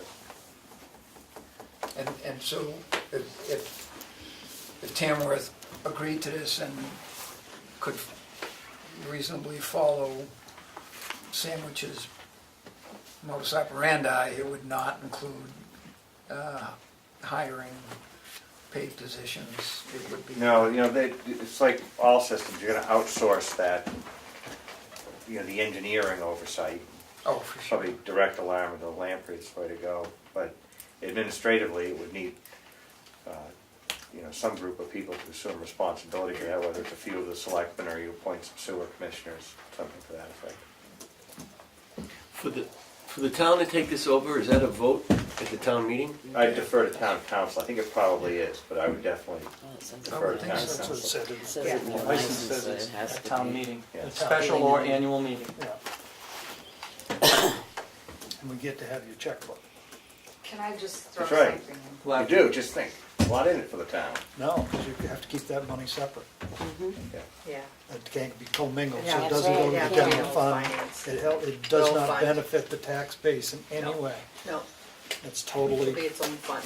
its own little department. Well, benefits the taxpayers if there's although there won't be if there's as much of a failure as there was this situation, because sooner or later... Well, I mean, that's the whole question. You have to have, it's okay, it's got, I don't know, what is it, $35,000, $40,000 in there right now. Some incident happens that costs you that amount or more, those people that are on it are the ones that are gonna pay. Right. And if it's $1 million to replace it, they're gonna have to do a bond. Yeah. Well, the town will have to do a bond, and then they'll have to pay. I mean, the risk of a replacement is something I don't think I've ever even heard of that happening. Well, we did it. Piecemeal. We just did it. Yeah, that was the field. So when I hear you saying the system, I'm Well, thinking of, you know, the whole roads system, and, right, yeah. But that field wasn't cheap either. No, it wasn't cheap. And the fields were overwhelmingly the cost in this, in the replacement. I mean, the pumps and stuff that we've seen are neat and new and stuff like that, but that didn't, I don't think that would have cost anywhere as near as we probably could have done that. Is there another field that wasn't replaced or anything, or is that just the only field in where the Remick thing is? Is that for the complete system? 100% of the beds were replaced. Yeah, but that's the only field there is for the That's whole the only system? disposal field, Yeah, yes. okay. And that is now owned by the TVA. Yep. That's one less complication, How big an area is, approximately 10 acres. oh, okay. It's significantly larger. The beds themselves take up less than half an acre. Right. I mean, it's, not to get into conjecture, but there's tremendous southern exposure. If solar array was ever to be placed there for offsetting town Yep. office municipal expense, that'd be a great location for it. Yeah, because I was gonna bring up the office municipal expense of collecting, just as a tax collector and the real estate collections we do in the leaning and deeding process there. It appears obviously you couldn't shut somebody's septic off, but there would be those liens that would be placed and the procedure of collecting the taxes and billing if we're doing it through our offices and things like that. Right, and then how do you Definitely- separate, But you have to But is separate. it- how it's do you not- separate not- that, it's not those taxes, funds? though. Right, It's not taxes. right, I'm just saying the actual physical It would be- laboring It would be invoicing. of invoicing and collecting or whatever, if that's done through the tax collector's office, I don't Right. know. I Depending would on- think that would be outsourced to someone else, just so it keeps it totally, the money's totally separate. That way, somebody can't come in and say, well, the tax collector's working on the septic system. And there are some, municipalities that obviously do it through the tax collection office, so Right. that's why I Yeah. wasn't sure what. And some of at them this do it point. through invoicing and billing, and you'd set up a separate fund and it would just go in Yeah. there, because you're not really collecting taxes. Well, no, and maybe For I'm using that. the wrong verbiage. Yeah, Just no, saying. so I don't, that's a question we have, that A I've lot already of put out to them the attorney. Do it precinct, just so you do have the separation. Separation, right, Right. Right, I exactly. mean, just to keep it clean. Right. so- Clean. so Definitely. to speak. And then it's not a burden, Which is none of the good for- taxpayers' dollars are going to do even the administrative work Right, of the that's system. the argument that I was thinking. And just to be clear, those functions are currently outsourced, Right. that's that $1,000 a year. So that billing, collections, deposit to the account, excuse me, that is currently outsourced. It's not a huge burden, it's 20 some odd quarterly bills, so that's, Right, no, it's- And 4 of them are us. yeah. well, that'd look kind of strange if we built this. Which is even more reason to keep it on an outsourced precinct area. Right, Just saying. Well, but it is, it's, Is PD on it, is police department? No. No. Is the Lyceum back Library. on it? Yes. The distillery is not Library. though. Well, that's This- still CNAS, the distillery. This distillery is still connected Yeah. under a conditional permit Okay. where all of their post-production effluent needs to be taken off-site. But their restrooms, the sampling, tasting room, all of that, wash-up areas, et cetera, those are still connected to I the thought system. that I thought I saw something along that line. Yeah. But is that also in the book that you left us? Because, yeah. I didn't include the operating rules for the system in that book. Okay. There's a space reserved for it, but I just didn't find the operating Okay. rules in.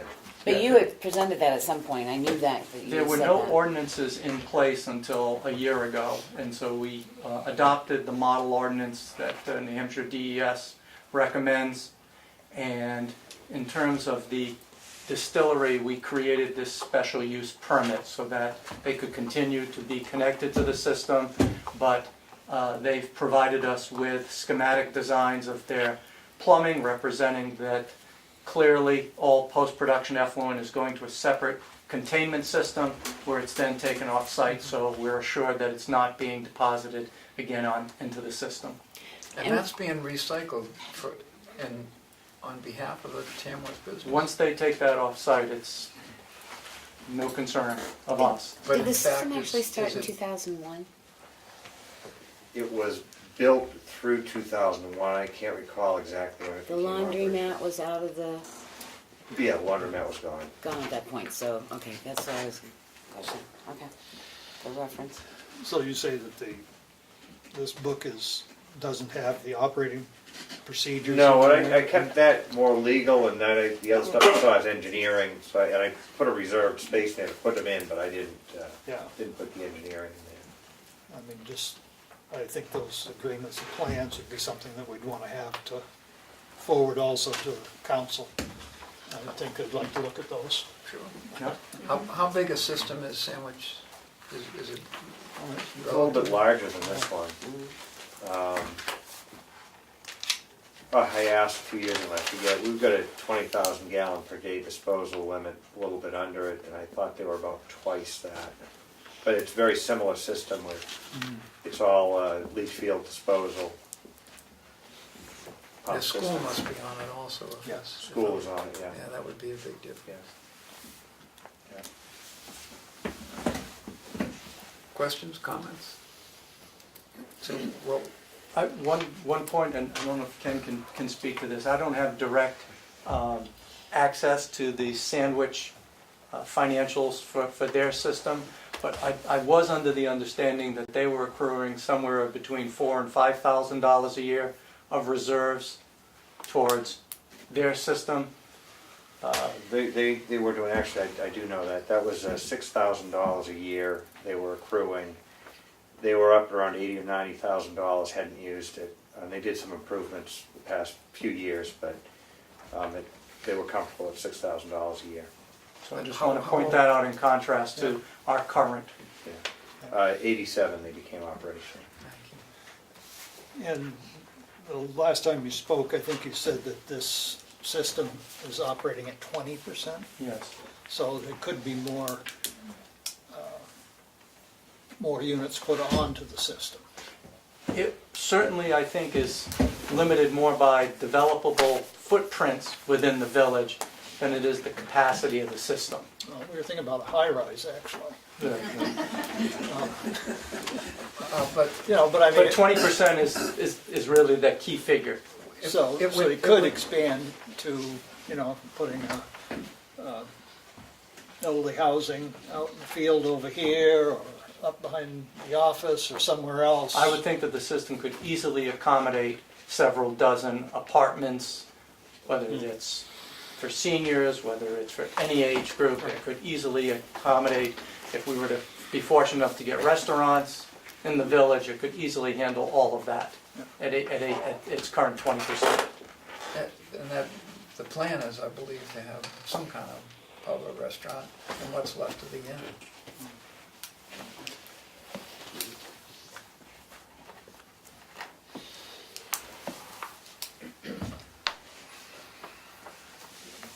So I'll follow up on that user agreement with the distillery and just get that to. Right, and, Perfect. and, the regular user agreement. That would just be our ordinances. Right, yes, A copy of exactly, the- yeah, okay. just all of that stuff, and it's so much fun to read, You really, done after that, you can say you really know your. Yeah, that too. Guess that's one way to look at it. This is, I'm given to understand that there'll be a warrant at town meeting, either developed by the select board or by petition from the village association, that this is the safest, in the interest of safety and health. I would assume that this is pretty much, we're down to town oversight in some capacity, because town government's gonna be here as opposed to, Well, as I said the last time, I would hope that I can continue to provide you, if it requires bringing in folks like Ken as well, to provide you with as much information as you need to understand the system, understand the rationale for this, and then to be able to work with you so that we're jointly presenting that to the voters and explaining to them why it's the right thing to do.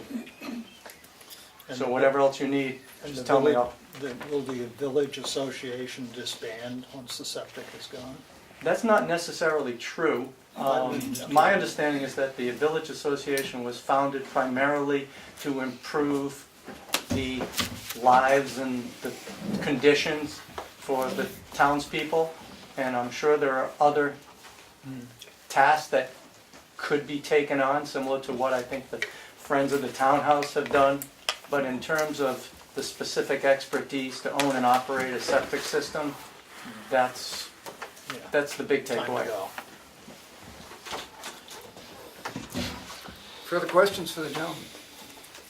I just have a comment that I think the biggest task for this is going to be convincing the taxpayers that their tax dollars are not paying for this system, quite frankly. Yeah, and I would, Yeah. we discussed briefly, I'm not trying to get ahead of ourselves, but we discussed briefly at the annual meeting that we would likely put together an information brochure and do a mass mailing out in the winter to everyone explaining the project and the warrant article and what the rationale was in order to inform folks. Because it's out of sight, it's out of mind, it's not something that people understand very easily. So yes, I absolutely agree with you, absolutely agree with you. Well, but in terms of a warrant article, I think it would be better if it were a warrant article by the selectmen. We could help draft it, but a petition warrant article, with 25 users on the system, I think would be a bit of a stretch.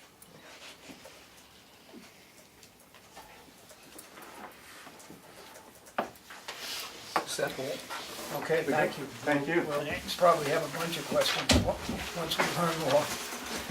I have no problem getting you more documents. And again, your council has any questions, if you happen to spend some time talking to them. Thank you. I'll let him know, thank you. Okay, Yeah. thank you.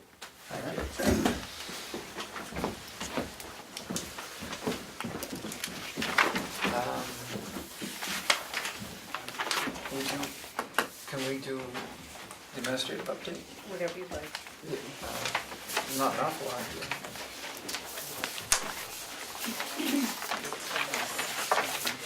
The first Recreation Advisory Committee meeting is scheduled for this Monday at 6 o'clock.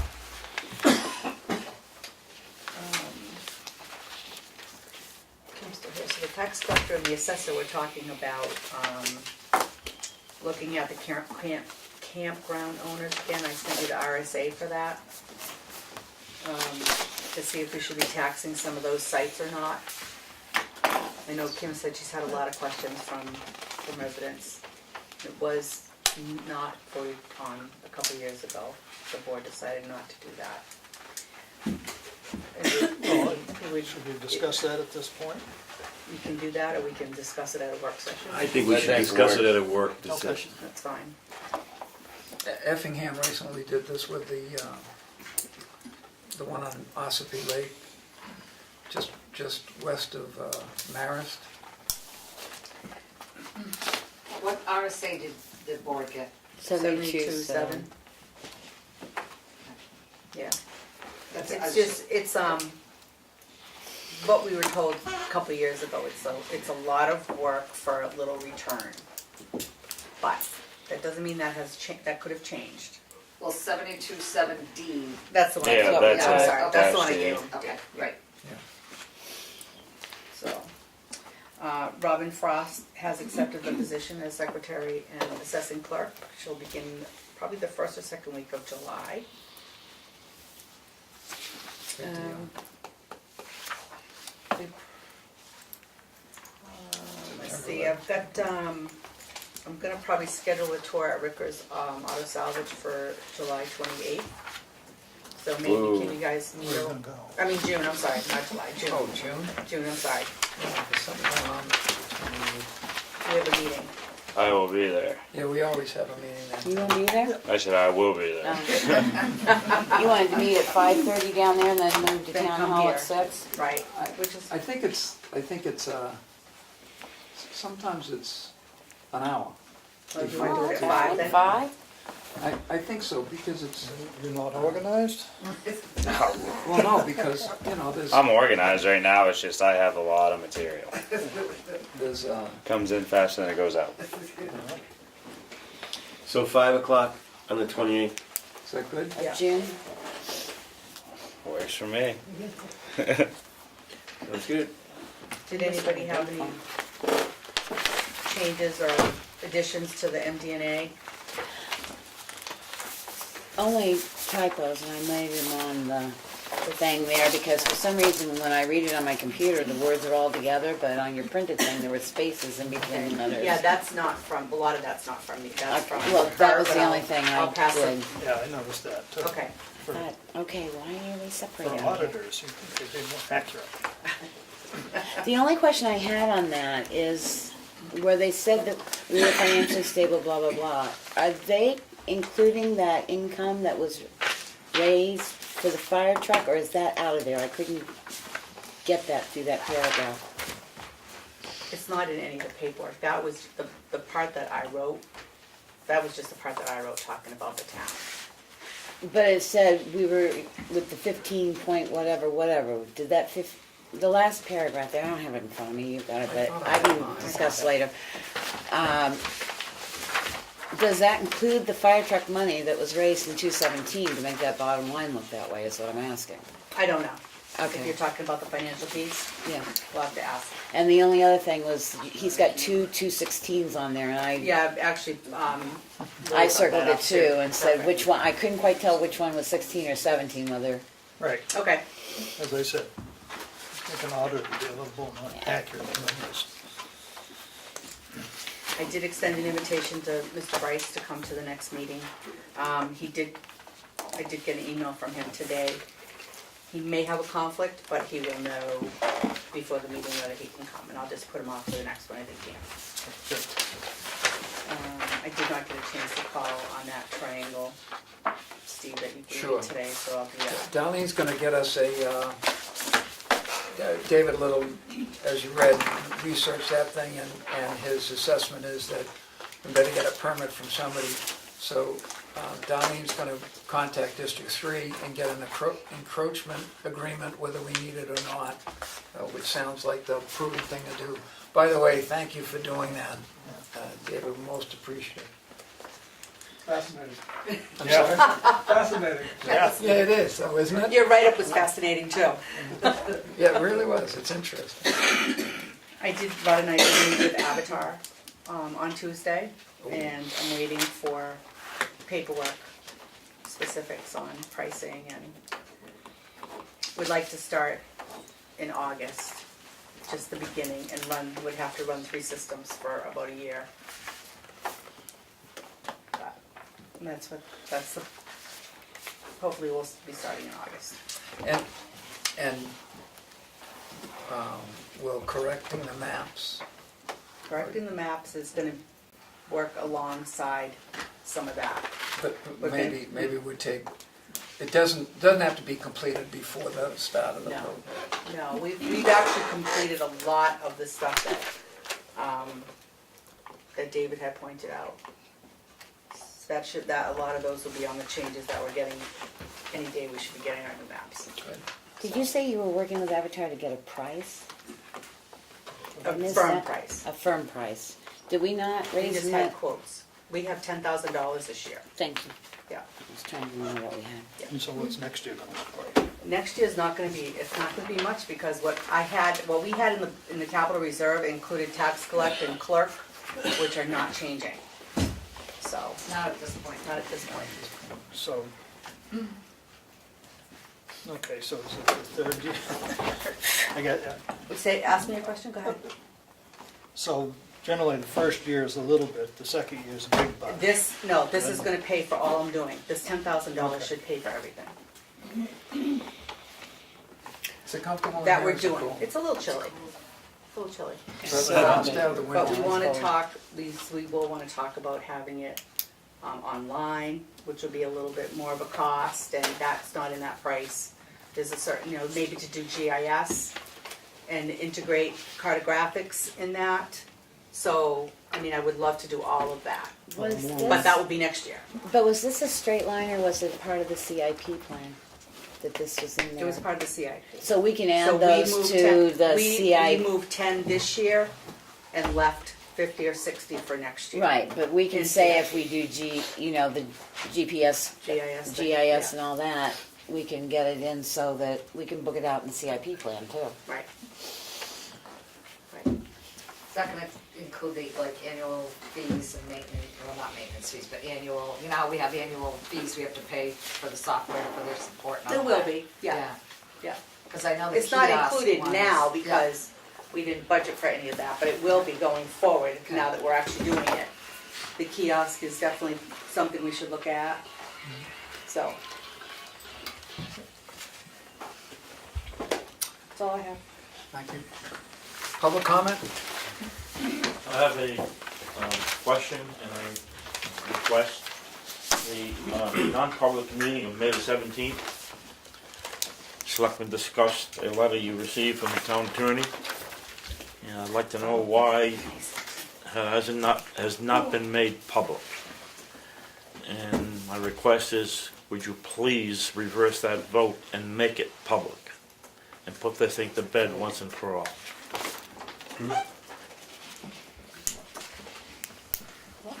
The board reviewed a correspondence from Attorney Serge regarding how to answer the questions regarding the noise ordinance. That wasn't sealed. What? That wasn't, those No. weren't sealed minutes. He's looking for the letter from the Oh, the lawyer. letter. A letter Oh, from I the see. lawyer. Yeah. He's looking for the original Why? letter. It was Why yeah, is an it email, not I can being have made that. public? And I'm asking you to make it public. Client privilege. I It don't was know non-public, and was it 5 days later, I was able to get a copy of it. of the letter. Not the letter, no, the The minutes minutes. of Minutes. the non-public meeting. Right. I'm asking you to make that letter public. We'd have to ask, because there is such a thing, there is attorney-client privilege, which his correspondence could be considered attorney-clients. I I don't agree with disagree. that. In that letter, I he s- specifically said this can be read to the people.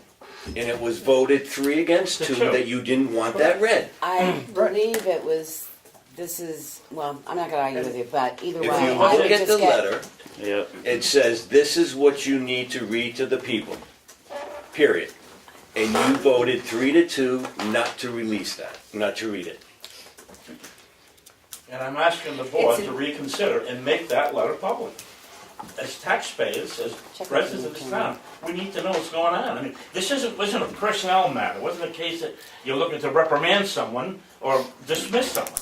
It's been an issue that's been going on for years, and I'd like to see it put to rest. I'd like to know what that letter says. As a taxpayer, I'm asking you to reverse your vote. Make it 3 to 2 the other way. I would ask town council before I would release it. Pardon? I would ask town council before I would release So we're it. gonna prolong it even a little further. I mean, these people haven't got an answer, and I'm not getting an answer. No, let me ask a question. He specifically gave us that letter to read to the people. So now why do you want to How to go address back them.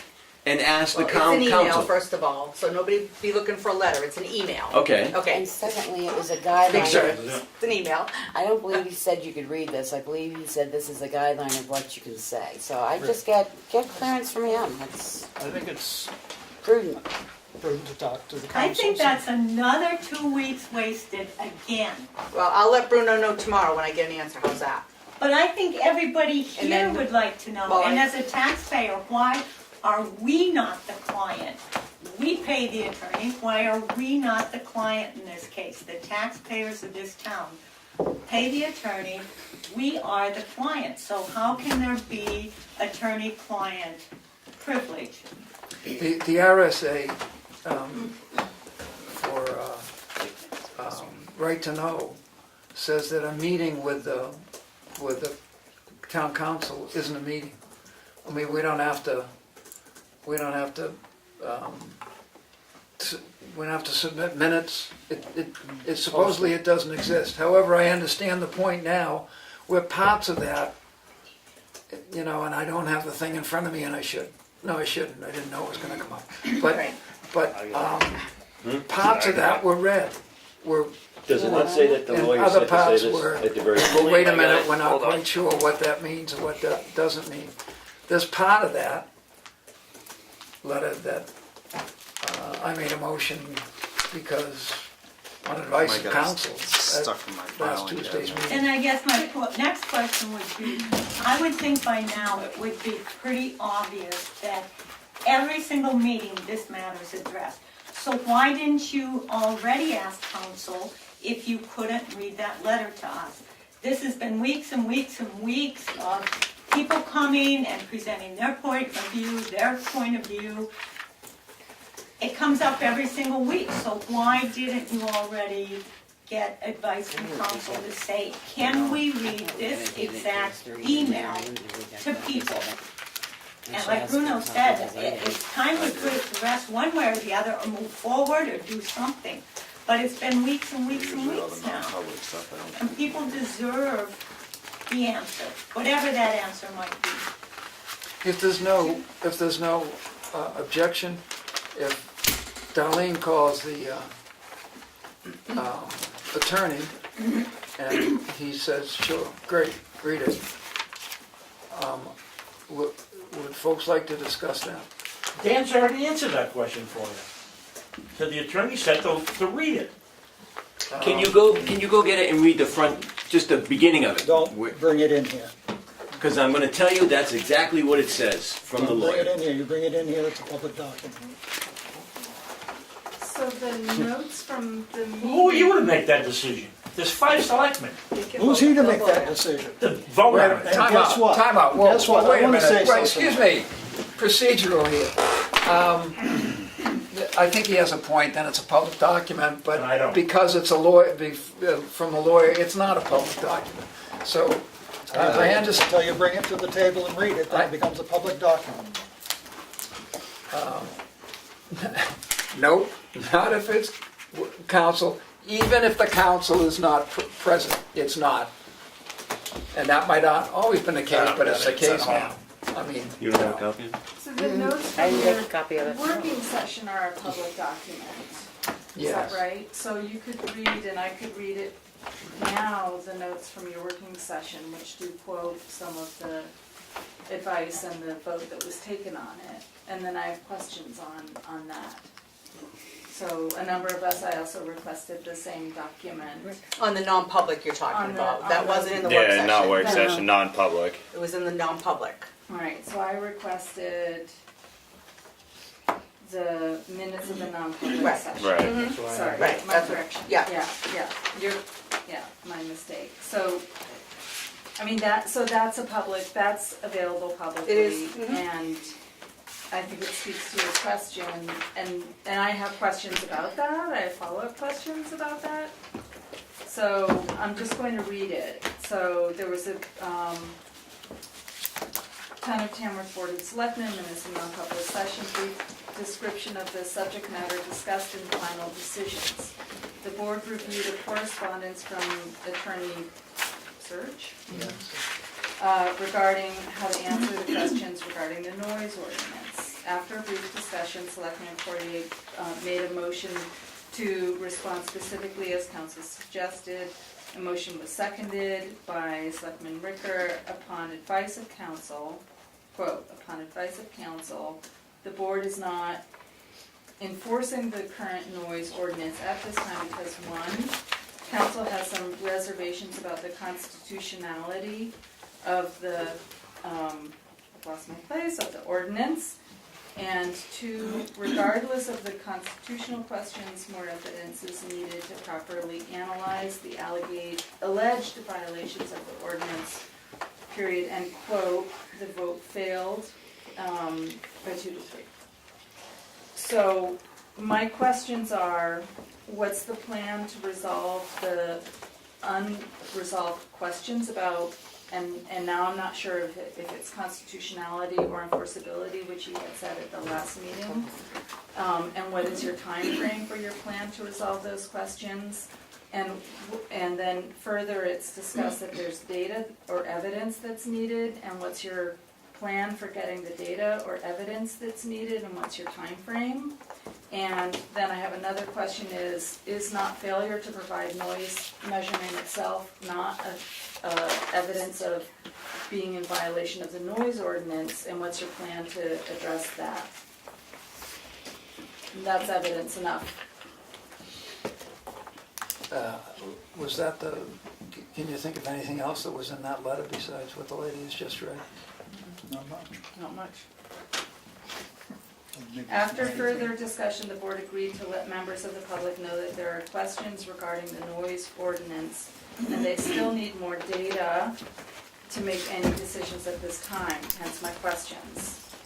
The board plans to work cooperatively with Club Motorsports, and I guess that prompts a third question, that if Club Motorsports isn't providing data, what does cooperation entail in your views? First, Bruno's issue. I think what the lady just read was the context of that letter pertinent to the noise ordinance and the issue. So what have the selectmen done since May the 17th? Nothing. I'm sorry? What have you done since May 17th? As a taxpayer, tell me. We voted not to buy a monitor.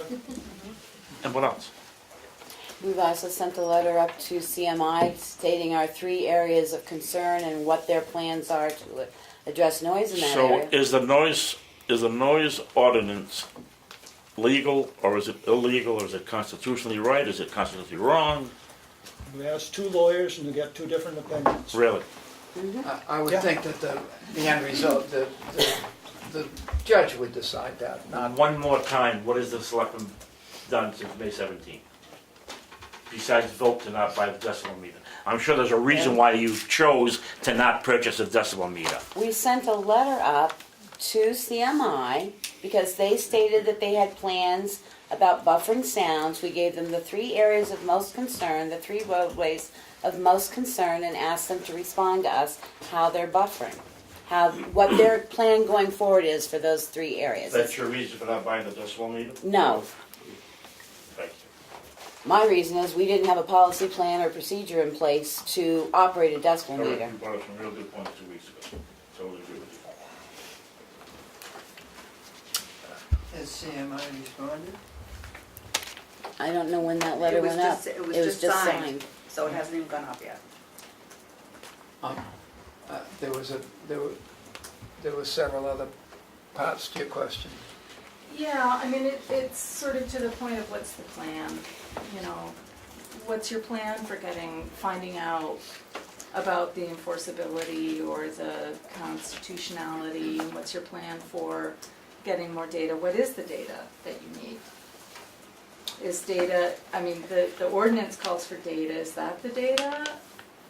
You voted not to get a noise monitor, which I understand reasons why you made the choice that you did, but what is the data that you need? What's your plan for getting it? What's your time frame? Where are you guys at? Do you have a plan? Do you need help? Lots.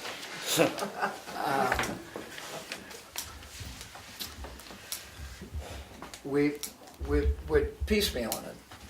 Okay, now we have this, let's do this and that. What's the this that you have? CMI says that they don't have any data for us. Okay, so They you know told us they're in that. violation of an ordinance that you have. But you would want to have an impartial party do the decibel reading and not the select board or CMI or whatever. You'd have to hire a company out maybe and have them But the do first- decibel readings But or. the ordinance calls for CMI to provide the data. It's only optional that the city would, as a, It says that in the ordinance? yeah, it's not, I thought that was part of their operating plan. Yeah, it's in the. I mean, at If its the ordinance option, is not the constitutional. town can do that, but it's not really required by the ordinance. So what if they provide data that says they're all in compliance? I'd like to see the if they did that. Sir, It I'm just says, saying where we go from council there. has some reservations about the constitutionality of the ordinance. Council's told you, you don't have a prayer. Put it to rest, will you please? That's why he's our lawyer, but, I mean, that's So it just my says. thought, but It's your minutes. there's other people on the board that think I'm different. not with you. Repeat. No, I heard Counsel? what you said. Does that mean if the lawyer says it, that's what we do? But you haven't done anything. That's what we're Well, paying for. in fact, we've tried several things. Gentleman was here talking about it. There's a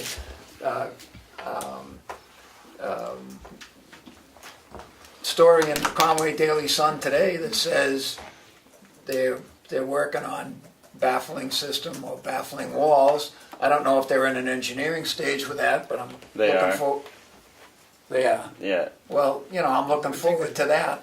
Well, there was One of the difficulties is the level in the ordinance is one of 3. Jim Hohenscheid explained to us that what they feel they have a right to do, there was a story that referenced a court, but I believe it was Army Corps of Engineers that it was. right to their Federal judge for the Army Corps of Engineers issued a different decibel level for their operation than the Tamworth Sound Ordinance. Okay. But that's just not a correct summary of that case, so. I'm sorry? I'm sorry, I am a lawyer, so it gets a little, I understand as a lawyer that not everybody understands how law works.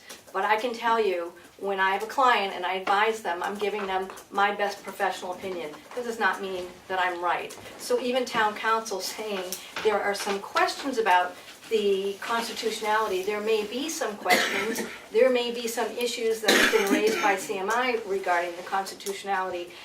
Town council doesn't actually decide the constitutionality of the statute, any more than I would decide it when I'm telling a client what I think we could achieve or not achieve on a case. So I just feel like that needs to be understood. And also, that case that went up into the federal court was a challenge to the permit, to a wetlands permit. And there was a lot of discussion about CMI's expert and a lot of discussion about the expert that had been hired by the Tamworth Association or representative of the town citizens. Ultimately, though, the decision was just to not deny the permit. So the citizens of Tamworth were asking the court to say, don't issue the wetlands permit because we have concerns about noise. And ultimately, the only decision that was made was that the wetlands permit could be issued and that there weren't enough challenges or concerns about the noise to make that a reason to deny the permit. That is not the same thing as saying the sound levels were approved by the court. It had nothing to do with that. The issue of the town's ordinance, which was in existence during the time that case was litigated, is never even mentioned in that case. It's completely silent. So it doesn't have, that case says nothing about the ordinance or the enforceability of the ordinance or the legitimacy of the levels. And I would also say that I personally, having read that case, learned about the operating plan from that case, which is why I came here and said, where is that operating plan? Because that case goes through the operating plan and everything that CMI said they were going to do. An operating and takes- plan can say anything. I understand, but what I'm saying is that the judge relied very heavily on the promises made by CMI. So as we talk about that case being so pro-CMI and so pro-noise, the pro-CMI levels of sound that they're saying, that case is also talking all about the great things that CMI is promising to do, including, as part of their operating plan, monitoring, turning the data over to the town. All of that's in the case. The judge deciding that case understood and believed that CMI legitimately was going to do what's in the operating plan. And then Jim came here and sat there and said, oh, that operating plan, yeah, that's just like a nice little piece of paper, but I mean, that's not anything you people can enforce. So maybe that's the position, maybe an operating plan can say anything. It can. But if you read the federal case, and you want to talk about that being such a favorable thing for CMI, the judge relied heavily on all those things that were promised in that plan, including the way in which it was going to be. You're assuming that, right? Excuse me for interrupting, but you're No, assuming no, that. I'm telling you what's And in that was- I'm telling that you was what's in in writing. the federal case. I am quoting the case. And then the third thing about that case that I think also needs to be considered is that when, and I don't know the time frame, so this is just a question, but we would need to know the answer. When CMI's expert that's quoted as in that document, their sound expert saying that they didn't believe that the sound would be that obnoxious, at what time frame were they doing that study, and under what assumptions were they doing that study that was discussed during that federal case? Because CMI themselves have acknowledged that in order not to encroach too far into the wetlands, they went higher up in elevation than the original plan that they themselves had put together to put that track on the ground. So I'm not sure at what point in time the data that CMI was using that was talked about in that federal case was created, because it was created based on the original assumption on how the track would be laid out. We don't even have a track laid out that way anymore. So we're looking at data that was prepared for a wetlands permit, and at some point the plan for that track changed and is now 850 or so feet up higher than the original plan. And I think Jim acknowledged himself that that elevation gain has had an impact on the sound. So Actually, if they did the old track, it was gonna go higher than what it is now.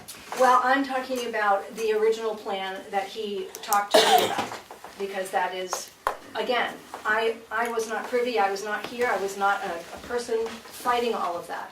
But in terms of that study that CMI did, that they presented the data to the federal court at the time of that case, which was back in 2008, I'm simply saying that we would need to know more about the assumptions that were made about how the track was going to be laid out to even understand whether their numbers are even valid at this point. And the bottom line is, at the end of the day, the town absolutely has the authority to issue a noise ordinance. Other towns do it. So the presumption that it's just unconstitutional, I think, is not accurate. Clearly, there are other noise ordinances, other towns do it, and they're not unconstitutional per se. So to sit here and say that would just solve the problem because council says it's unconstitutional is just ridiculous. So I don't find it ridiculous. It is. You know, I don't care. I don't find it ridiculous because we pay the town council a lot of money. We have to go by what he advises us to do. If we don't, and we challenge it, and we cost the taxpayers thousands and thousands of dollars, is that the way to go? No, I'm not suggesting that you should not follow town council's advice. What I'm suggesting is that town council is giving you an opinion. It is the same as an opinion I give to my clients. It is not a definitive answer on the issue of constitutionality. So who gets blamed when we ignore his opinion and we end up in court and it costs the town thousands and thousands of dollars? You have a noise ordinance that's been passed by the citizens that you are required to adhere to, I would believe. We are not required. You're not required. Thank you. So that's your position. You don't have to follow it. That's what the lawyer advises, that we are not I required. understand he's advising you not to, but he's also advising you to do certain things to solve these questions. Could I? So, yes. Interestingly enough, on almost every other issue, and I've only sat here for 5.5 years. I don't mean about this issue, but almost every other issue, the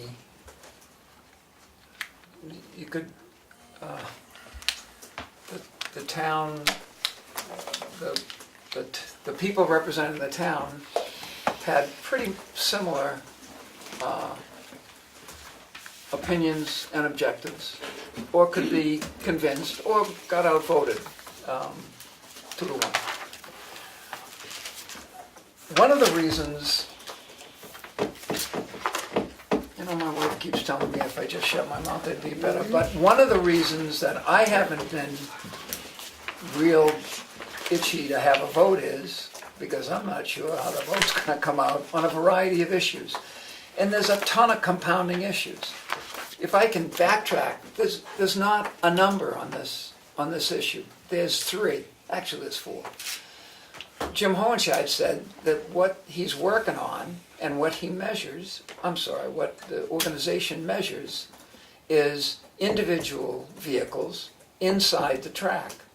And there's a 92 decibel limit and a 99 decibel limit that is strictly enforced, and he's explained that to us. The ordinance says 69 decibels. At a different location. At the boundary and beyond. That's outside his track, but it's not individual vehicles, it's cumulative stuff. Additionally, and our responsibility, in addition to responding to everyone's concerns, including CMIs and residents and taxpayers, the CDC and NIOS says that constant or overly frequent exposure to 85 decibels or more is a health risk. So I'm sitting here, I figure, I would assume that there's a business that's creating 86 decibels is also providing every worker on the place with earmuffs or whatever they need to do, like they wear when a jackhammer runs in the city, or they're going to get closed down. So, that's another number that we have probably a responsibility to find out. Additionally,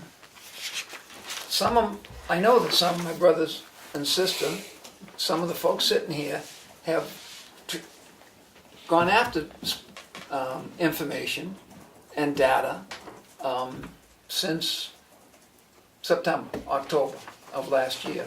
And it haven't brought up, there's been some sharing of it, but people have been trying to investigate.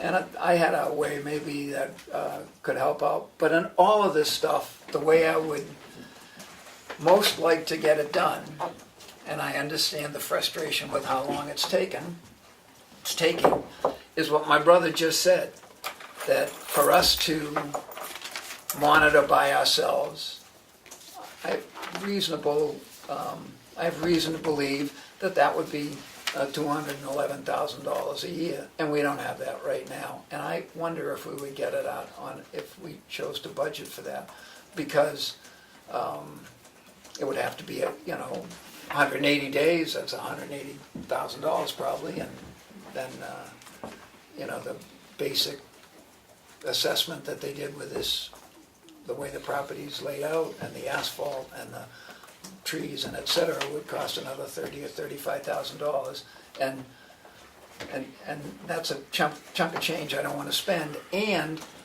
Jim Hohenscheid said he doesn't want to see this end up in court, and we don't want to send it, because then everybody loses except the lawyers. Nothing against lawyers, and I'm glad you do it, but I don't want to. So if we can do this, if I had my druthers, I would take 2 people from this board and ask them to go and have a discussion with CMI, because they might be well along in providing diminution of the noise in specific areas that are most at risk. And I don't expect Jim or anybody else representing them to come and say, this is what we're planning, this is how we're trying to solve the problem, and at this level, because we can't get people up here to say this is what we're planning, this is how we want to do it, and this is what we want to do. And I just want to follow up, because I do appreciate that. And honestly, my frustration is simply with the notion that we're just going to do nothing because council is saying, it might be, maybe I have some reservations about the constitutionality. So that's really my frustration. Because I will say, just personally, again, and because we were together on, I don't know what day that was, Saturday? Sunday. I don't think so. Tuesday. Tuesday, okay, even better. Yeah. So it was Tuesday. We were together on Sunday too. We were, but that's not where I was going with my comments. So, you know, this year's motorcycle event was completely different from last year's. And I have no problem with the level of noise that I heard at my house on Tuesday. That's not to say that there might not have been other parts of town that were experiencing something different. But certainly where I was at the same place and location a year, not even in September, when they had the motorcycle event, was a completely different experience. So I appreciate that even the effort that has begun so far has gotten the attention of CMI, and I appreciate that they are doing things that are clearly working, at least certainly on some level.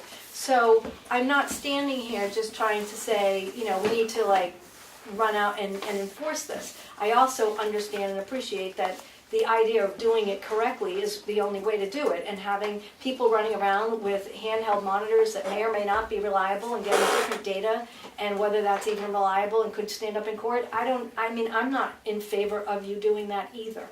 So, but it does upset me to hear that two things coming from the board upset me to hear that, you know, we simply don't have to enforce it because it's probably unconstitutional, because I don't think that that's an accurate thing for this board to be saying. And it is a noise ordinance that was passed by the voters, and there doesn't seem to be as much respect coming back for that role of the board to be respectful to the voters who actually did put that in. And then the second thing is just this theme that just keeps coming back, that there's a federal case that has approved the level that CMI is running at, because that's just not accurate. That's just not what the case says. And so, you know, if we can continue to move in the direction of where I feel we are going, is that there is some common ground. I think CMI has started to do some things. I think they have mentioned there are some things that still need to be done that they would like to do. And including, you know, tampering down or putting up some sound wall stuff or whatever it is they're talking about. And certainly having the board be on top of that and making sure that that's happening is important. And then Gabrielle's questions about, well, what are you doing to answer the questions that came up in, you know, that she quoted. I mean, obviously, I don't think it goes away. But I don't want to be the person just standing here saying, well, I'm insisting we enforce it. But I also think that it does sometimes, sitting here, feel like, you know, we don't care, this noise ordinance, and you're just not gonna, you know, we're just not gonna deal with that. And so, as on behalf of people that are sitting here, I do know that that is something that people do feel, so. Sir? Richard Dussek, Fayetteville Road. My wife and I bought our house years after the original fight over the whole track and everything, luckily. But a couple years ago, when I realized it was going to really happen, I contacted the company that did the noise study, HMMH. Sent them an email. They put me in touch with somebody who worked on the noise study. I said, could you send me a copy? I'd like to read it. Since then, I've chatted via email a couple times to find out some more information from them. And one thing I asked them, I have asked them how much would it cost to do permanent noise monitoring or do it temporary, maybe 4 times a year. There's various ways you can price it out. The last thing I asked just last week was, it's my impression that the board could benefit from some training about what noise monitoring is. Who does it? How is it done elsewhere? How do other facilities like this do it around the country? Because it is done elsewhere. I said, could you folks do that? And how much would it cost? I don't want to pursue it any further unless I think you're interested. If I'd like to hear from the board if you think it would be something you'd like to see, to have somebody from HMMH come here and talk about how is noise monitoring done, what are the standards done in other facilities like CMI, and just do a Q&A so that everybody could hear the information that's going to you, and you can ask whatever questions you want of somebody who does noise monitoring for a living, designs the systems, and works with communities like Tamworth to do that kind of thing. Because then we can go look for funding from somebody who'd like to fund it. Because it's a couple $1,000s to get them here in the room. So I'd like to know if it's something you'd be interested in hearing, and because I don't want to spend any more of my time or the folks at HMMH talking to me on the phone or via email. If it's something that you're just not to that point where you think you'd be interested in that. Me personally, I don't think we're at that point yet. Me personally, the lawyer has advised us that we should get additional information and data. So- Can I ask again, Does that what mean yes is or that no? information? I'm sorry? What information in depth? What does he think additional you need? information, Yeah. RC advice? Because I think this would be additional information. This fits right into it. Yeah, I'm just responding individually, I'm not speaking for my brothers and sisters. Yeah. And What and has the lawyer advised you that you need to get information was not about? specific. Could you ask your Correct. lawyer to tell you what information you need in order to know whether you can enforce I'm your glad he's not mine. noise ordinance? We Can you can, ask them to provide? we can do that, but I think, I have,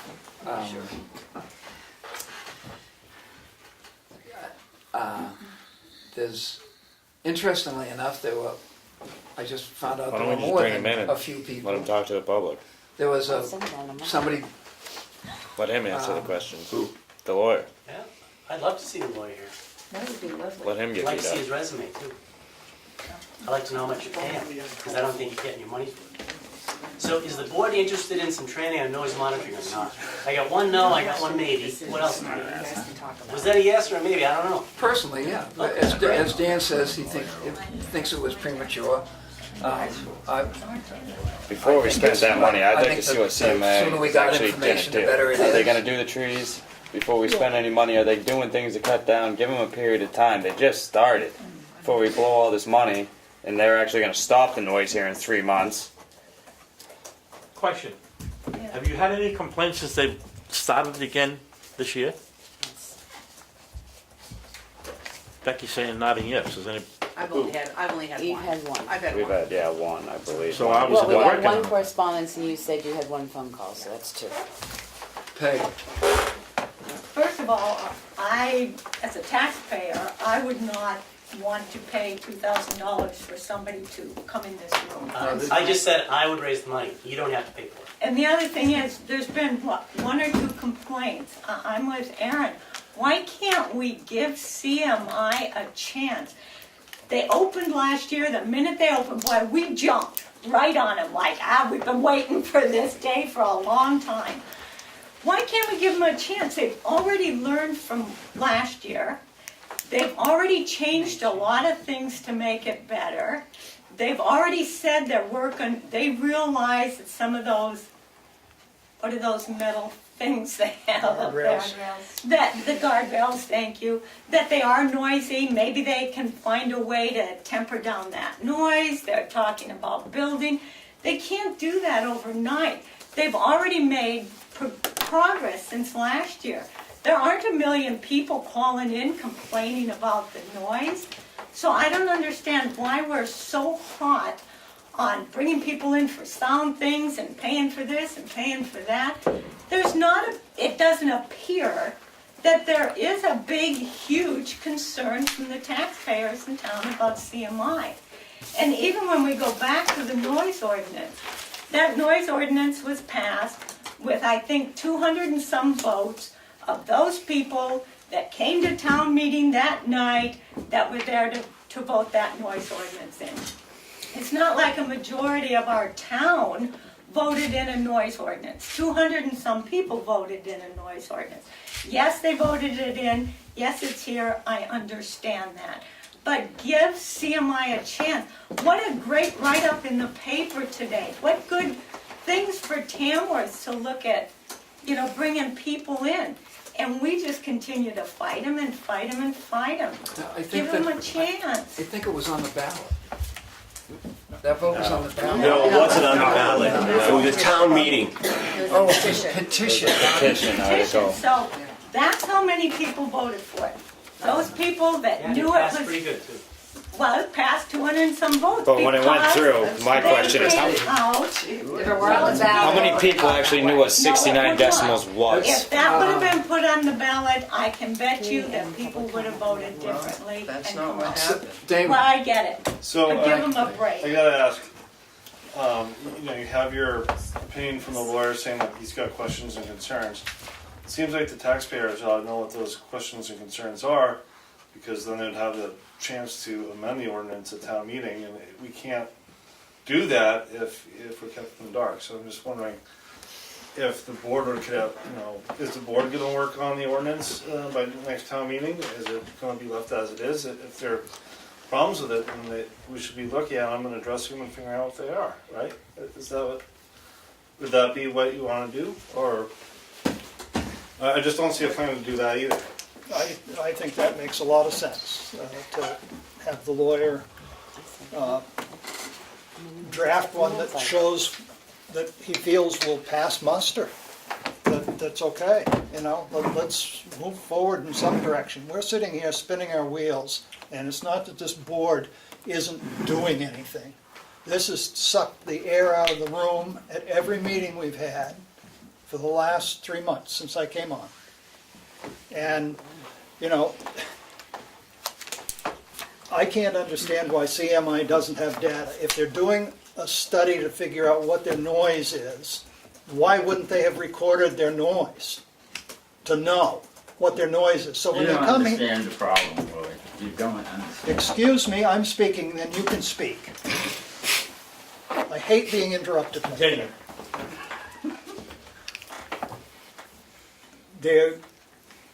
If they've got a study going and trying to figure out how to reduce the noise, they must be keeping some type of records about what their noise is, whether it be at trackside or it be right at the muffler. They must have some noise data, because if they don't have any noise data, how are they going to engineer anything that will improve anything? That's my point. Sir. You've had 2 complaints since they've opened for the season. You don't know if they're just chronic complainants, okay? So obviously, CMI is making some changes, whatever. Maybe God came down and helped them quiet the noise down if the noise is too loud. I don't know, but obviously they're working on it. Give them a break. There were several people out measuring noise Tuesday. I was. Aaron was. I Martin was was. too. Yeah, There and was here's a- the good news. Apparently, at least in one instance, CMI, the track, held an event that involved multiple vehicles on the track at the same time that seemed to roughly meet the noise ordinance requirements. So why so much animosity from the pro track side when it appears that things are headed in that sense towards a positive So if it's result? getting better, don't blow any more money and just see what happens. Additionally, I have reason to believe that there are a number, there was one woman on Whittier Road who had some, what appeared to me to be some heavy hitter equipment, who was, I just chatted up because I can't mind my own business. And additionally, there were some people, I have reason to believe, with those punky handheld monitors who, I haven't heard from all of them, who said that their range was similar to what somebody else had. And I think that that's probably going to be the case coming down the line. And I believe that in a discussion with the folks from CMI, that a mutual idea of where and what to monitor would be. It's a little hard to understand why the board wouldn't want to hear from experts if there's no cost to the taxpayers. Why wouldn't we want that information? I got a question. Yeah, You said you went out on Tuesday yeah. and you did your little monitoring and they were in compliance. It was right about the... But you're here complaining about we're not enforcing the noise ordinance. I'm totally confused. You didn't complain. I don't recollect that I was complaining. But everybody here, what are we doing about the noise My ordinance? comment was, hey, looks pretty positive. Oh, thank you. So, I'm not sure what your point is. No, I'm saying that we have 2 complaints that have happened since the time that they've opened. Every time that I've heard that there's been a noise test, and granted it's not professional and it's just, you hold up, it's always been under the decibels. But yet, I hear this meeting referred to as Groundhog Day. Because every single time we have this meeting, it's the same thing that just keeps coming up and coming up and coming up. It's Groundhog Day, every single selectmen's meeting. What I'm trying to say is, if they're not in violation of it, why are we insisting that we're not doing it and we're not enforcing the noise ordinance? Because nobody really knows for sure if they're in violation of anything. And I think we have a lot of room full of very strong opinions about something that nobody in the room has a lot of technical knowledge about, and that's a bad combination. And the situation last year was considerably different than it is at the moment. It's all sort of anecdotal. The ordinance is the one constant. It's the thing, it's the law. It's on the books. No matter how it came about, it's legal. And really, there is an obligation, from my point of view, for the town and its elected officials to support it as long as it's there and it hasn't been found to be illegal. And yet, that seems to be, some of you at least, seem to not hold that point of view, and that's kind of disturbing, actually. And that may be from some of the advice, possibly from the attorney, in regards to what direction we go in, or how constitutional, and what way we're gonna spend the money to make it work for everybody. So, I think at some point, we've gotta, I think CMI is making an effort to do better. It sounds like they are in a direction that is more positive for the town. I understand why the board has chosen different voting in different manners to, I want to say hold off for a little while, for lack of better, wording, because I think the inevitable is, no matter what the decision is, if these improvements haven't come along, and if it hasn't satisfied everybody in the town, we're going to have a lawsuit, whether it's this side or this side, and we're going to have a sound ordinance on the ballot next March, like we did Tamworth Wetlands ordinance, that's going to be either it's abolished or not, to either keep that track here or not. So it's better to use everybody's willpower and not stop taking everybody's breath out of the room and start going with let's all work together and get it to comply for everybody. The track is here. Right. The track is not going to be abolished.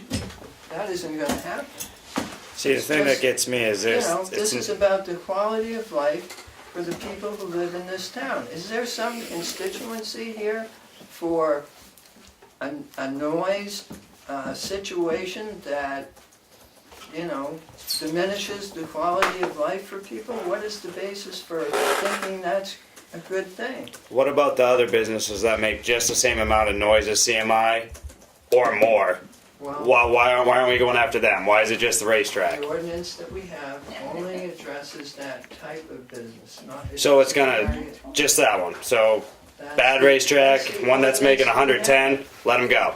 That's the ordinance we have. Well, that's the conditionality. That's the of conditionality of the thing. If it's not going That's to hold why up and you're never being mind. advised it's iffy in the court of law, then that's me, it seems like what someone- you've been advised and you hear. And I guess you take that chance and you see whether CMI complying or trying to do what they can do, and the other side liking it or not liking it, and so we get sued either way.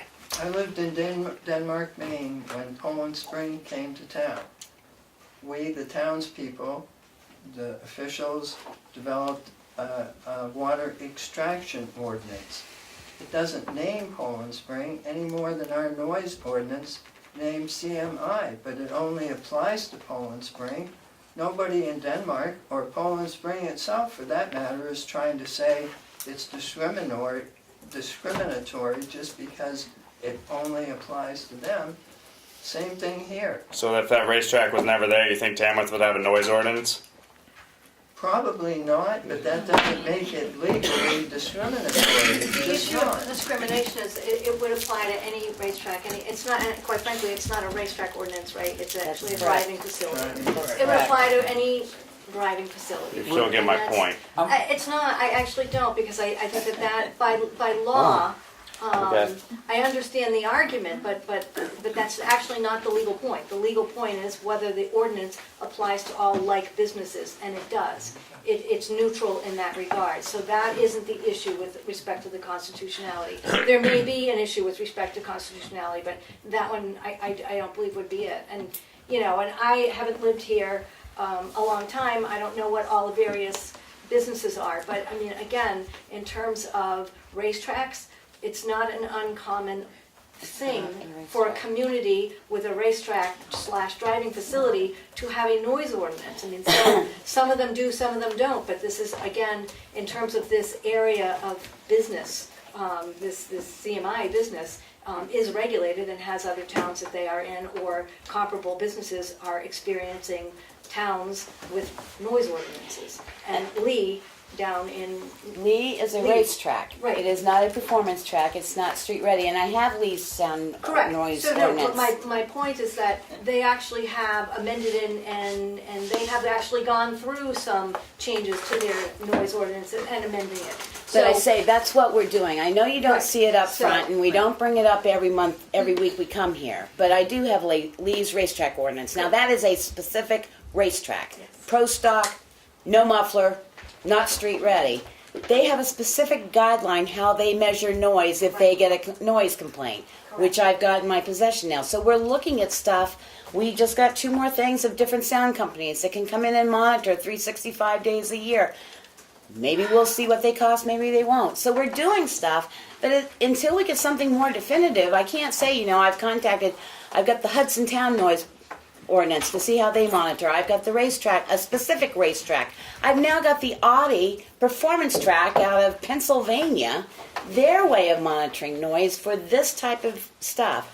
So it's not that we're not doing anything, but do I have anything concrete to present to you? No, because we've been given advice by our lawyer that there's a question of its constitutionality.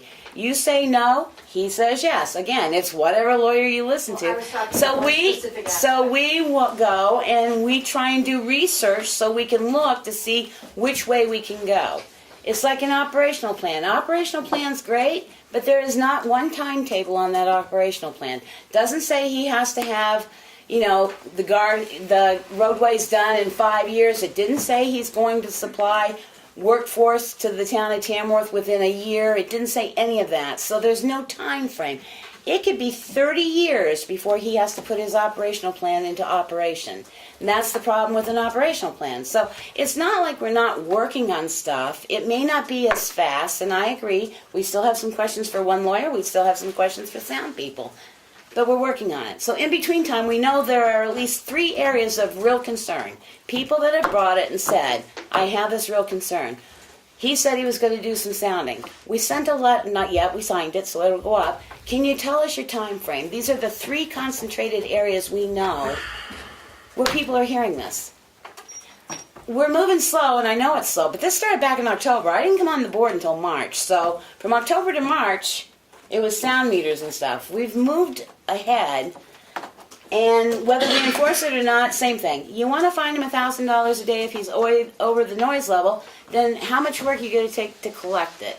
So let's work together, see what we can get going. Like you said, he heard us evidently last year. He's calmed it down. Can we get some more information? In between time, we'll work to see whether we need data, what we need to do. It's a slow process. I apologize for the slowness of it. But Rome wasn't built in a day, and my God, this has been a 10-year project. So if we can get as far as we've gotten in the last 7 months with decreased noise and stuff, let's keep going forward with it. Is the problem with the racetrack or with the noise? It seems like if the problem was with the noise, you would have an ordinance that would address everything that made noise across the board. Whereas it's only directed towards the racetrack. I guess I don't understand what if the problem was the noise in town, wouldn't you have a noise ordinance across the board for all noise, for everybody? If the problem was at the actual noise itself? You would think. Do you just, is that coming across how I think it is? I can understand it, but get it.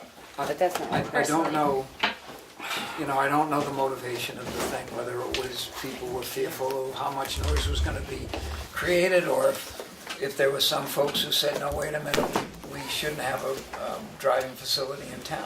I have no idea what the It was the motivation last was. chance Focus had to stop them. I mean, So there was the last chance Focus had to stop them. I can't think of a way to find out what that motivation I just feel was. like if it was noise, the noise itself, that it would be across the board, clear cut for everybody, all the businesses in town. But the Whereas ordinance this says is what it just says. gears right towards And it. if somebody wants to put it on the ballot and toss it out, I won't be back here boring y'all with this. So you have an ordinance, I think it's kind of pathetic that we can get this far and not know if it's legal or not. But the ordinance just says what it says. Fine, somebody write up a new one. I don't care. Make it go away then if you want. I'm sure we'll see some votes at the next town meeting or the next. So you can't just do that. Yeah, but Well, you can do it, you can write it, but you have to have it voted on. Well, that's what I mean, Right. so nothing's gonna happen, so we can Sorry. amend the ordinance or do whatever. We've worked very hard to get you folks to come and talk, and really, this has been going on for a year and a half, because, you know, we were hearing secondhand about specific issues in town, which is not the way to work on it. And there's a number of these people sitting up here who have at least one who's made an appointment with a sound person, at least one who is out checking sound on a, it sounds like two, and I know that there were more citizens and taxpayers in town, and maybe some folks here, who are doing it and are gonna go do it again, and et cetera. And I think that folks are, I have no doubt that the people, my brothers and sisters, are acting in good faith. And I believe that CMI is acting in good faith. And I have no reason to doubt that that Jim Homicide, who's the only person, you know, that who has represented them for a long time, is acting in any way other than good faith. And because of that situation, the pursuit that my sister came up with at the Tuesday meeting to write the letter and set up a meeting and try and find out, gather that information as to what's being done and the scope of what relief that would make is a good way to do it. And additionally, it's free. And on behalf of the taxpayer, free's pretty good. So, you know, I don't want to close. I don't want to not continue the conversation, but it's a little bit circular, especially now because Damon's going to say something. Well, I was going to say, at the beginning of this conversation, we talked about an email that the lawyer wrote, and there was some desire to have that released, and then there was some concern about whether or not it could be released. So I didn't want to get that lost in the shuffle. Would the board be voting on whether or not to author, or would the board vote on authorizing Darlene to call the attorney to see what could be released? It's over. The lady read it. I believe the lady read it. If there's additional stuff, Those were minutes, not the letter. But they quoted part of it. That's what was in the letter. Yeah, that was. But pretty much- Darlene will review it, and if there's anything else substantive in there, I'm okay. If, you know, she'll call. I'll ask the attorney. Yeah, ask the attorney. That's what I asked We him already over an talked hour about ago. I say we just bring it back. Promise I won't say anything else now. Speaking of noise, I don't hate the racetrack. I love the idea. I think it's great. If the noise we've heard this year was what we heard last year, nobody would be here. That's right. So it was caused by that, and it got people fired up, and that's just the way it is. I don't hate the racetrack. The ordinance says what it says. I work for the government. I'm kind of a by-the-book kind of guy. You have a law that's not being enforced, and that pisses me off as a taxpayer. That's what got me fired up. And Linda calling me, holding the phone out the window, hearing the going around the racetrack. I agree that we're going in a positive direction. It's gotten quieter. I don't have a lot of faith you're going to stay in that direction if you let up on CMI. You think they're acting in good faith? I don't, because you asked for monitoring information months ago. You never got a response back. So until they show me some good faith, I have no evidence, I have no data from them that shows me good faith. Once they show me some data, no matter what the data says, at least they've responded. They've showed all the citizens of Tamworth and you disrespect by not responding to your original request. So I hope they respond this They did time. respond to say they didn't have any. And that's a lie, because they monitor each automobile They with a don't noise keep meter. it, or what They did mo- he he say? mon- they mon- They they monitor, but they monitor don't each keep one, it, but they and don't they haven't keep it. decided It's just- specifically what kind of tools they're gonna buy yet, It's because they haven't Yeah. decided. It's only You been believe a couple that if you months. It's true. None of it's been written down. None of it. And I wonder why they don't write it down. Well, it could Maybe be because the written. data Wait, doesn't support uh, things. There's no need to write it See, down. my eye doesn't Um, need but- to. I hesitate to, I hesitate to question somebody who's not here to, you know, so. I mean, and I do appreciate what efforts are being made, truly. So I don't want my comments to come off that I don't. And I do, and I have said, and I have been quoted, and I know I'm in the newspaper, as being one of the people that said that, you know, this year's event was very different, and I'm welcoming of whatever efforts that CMI is going to continue to do. And my only concern is making sure that as we are moving in the right direction, we don't lose momentum, and lose focus and have it suddenly become, oh, you know, they're not really gonna enforce any of that, and so we can kind of go back and do, you know, what we wanna do, and that is a concern as well. So as we keep moving in the good direction, I think that that's great, and I appreciate your time and efforts. I really, in my heart of heart, believe that we are moving in the right direction. Certainly seemed that way Tuesday. Or Saturday or Sunday, whatever it is. It was Tuesday. It was Tuesday. But we can talk about Sunday. Yeah. If we can, and we do not want to cut off anybody who has an opinion, but we have a secret weapon here where I'm going to start the signature file. But can I, Steve, can I just make a comment? No, wait a minute, we have, yes. Just one more. About Sunday, I just wanted to mention, Sunday. yes, Sunday was the Cancer cancer walk at the track. Oh, yeah, I read at about CMI. that today. I was It out was there. a great event, saw many people there. You couldn't ask for a better day. I thought the location was absolutely gorgeous. It was definitely for a good cause. I don't think anybody in this room cannot tell me that they've not been touched by somebody who has been stricken with cancer, and they raised a lot of money, and I would just like to thank CMI for sponsoring that. Thank you. Good deal. Great. I'm asking for a timeout for a minute. Can we go Yes, into a break for? Can you have a timeout for a minute? Can we? We're going to recess for Thank you. 30 seconds. Thank you for showing up. If you're not going to stay for the exciting and always interesting signature file. Not today, Steve. I'm the one that played these room, but See you later. I mean. So long, Bruno. Right. With your handheld monitors.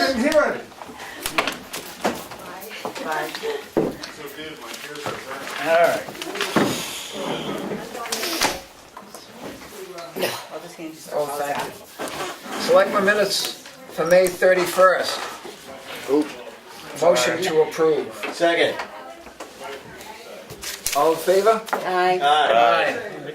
Motion, June 5th? Yep. June 15th. It doesn't matter, I can do it later.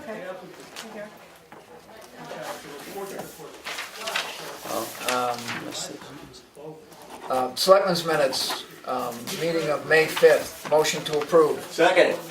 All those in No, favor? June 5th. June 5th. I'm sorry, Yeah. June 5th. All those in favor? Aye. Opposed? September 5th too. Non-public meeting, non-public minutes for May 31st, which are to be sealed. They are sealed. All those in, motion to approve. Second. All those in favor? Aye. Make our pile. Nice Selectmen's and neat. non-public session, May 31st, number 2, which have been voted to be sealed. Motion to approve. Second. All those in favor? Aye. Opposed? Sorry. Selectmen's meeting, did I do this one? Did you just? No, there's another one. Why did he have to wait for He it? didn't, Oh, he yeah. didn't say aye when they said. Yeah, I was. Non-public number 3, Oh, No, May I said I wanna May close it out 31st. late, I'm sorry.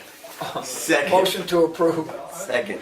All those in favor? Spacing out. Aye. Non-public from June 5th. Non-public from June 5th then, following the meeting following a vote on approval, I'll make a motion to seal the minutes. Motion to approve the meeting, non-public session of May 5th, 2018. June 5th, 2018. Is this, have I got the right one? It's just to approve the minutes? Oh, no, this was the is to seal, approve right? the minutes and I won't seal this one. And I'll pass it down. Oh, okay. Wait a minute. You've made a motion to approve the non-public minutes of June 5th. Of one of the two. One, okay. Well, which one? Oh, we're gonna be able to vote on it. All those in favor of approving the minutes? Aye. Opposed?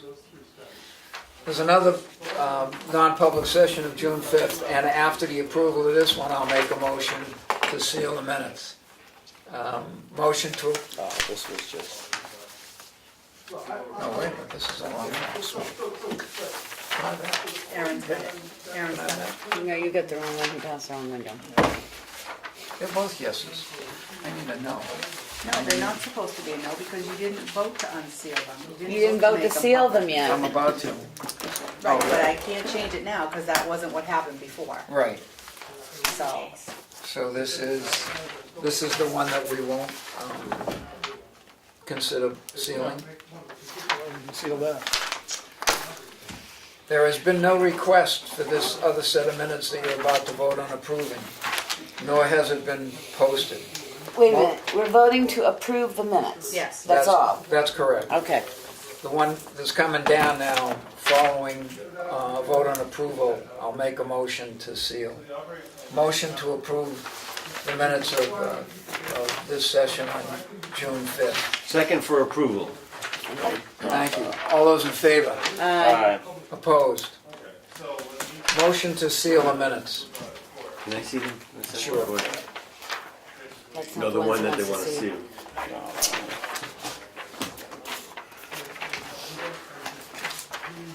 I'm not confused. This file. It's done. That's done. Steve has. Oh, Okay. I'll second it. The motion's been made and seconded. The motion is not debatable. Sure. Because we're in public session. Right. Well, it's debatable, but it ain't gonna help you any, because they're non-public minutes. Gray votes yes. To Poirier seal. votes yes. Mason votes no.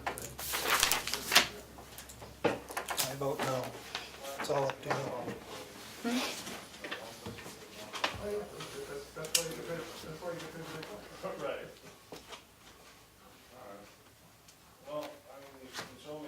Doesn't matter, the motion fails. No, Aaron hasn't voted. Aaron hasn't Doesn't voted. matter. It could be 3-2. 3-2. That's 3 to 2 won't 2/3. do it. That's 2/3 out of No, the it's 5. not. 3 to 2 is not 2/3.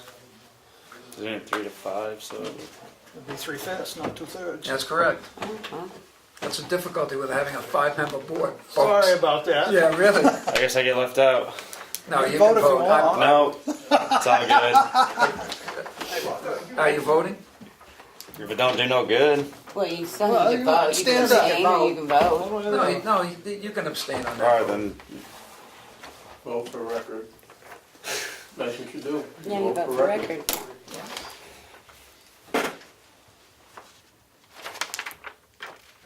I'd vote yes. Ricker, yes. If I had a choice. The vote's 3 to 2, the motion fails.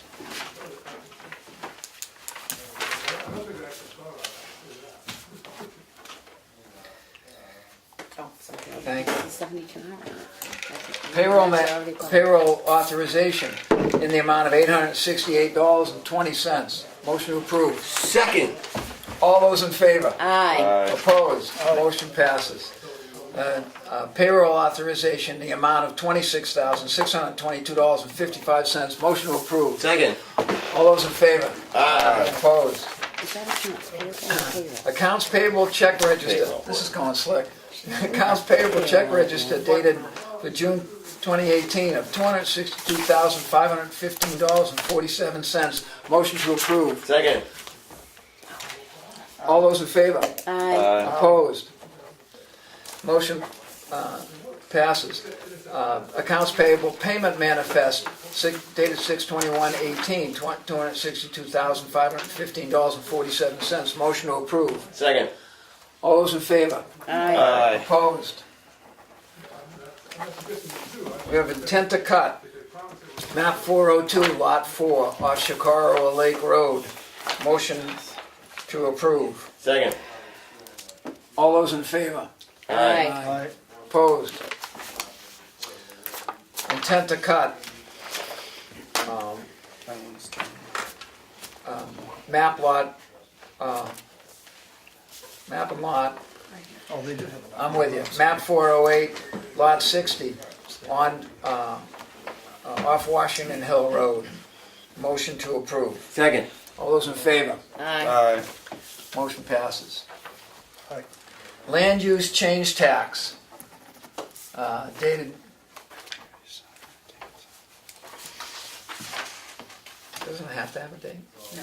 Okay, land use change tax, which saw when you did your signature folder, motion to, amount of 0, motion to approve. Say again?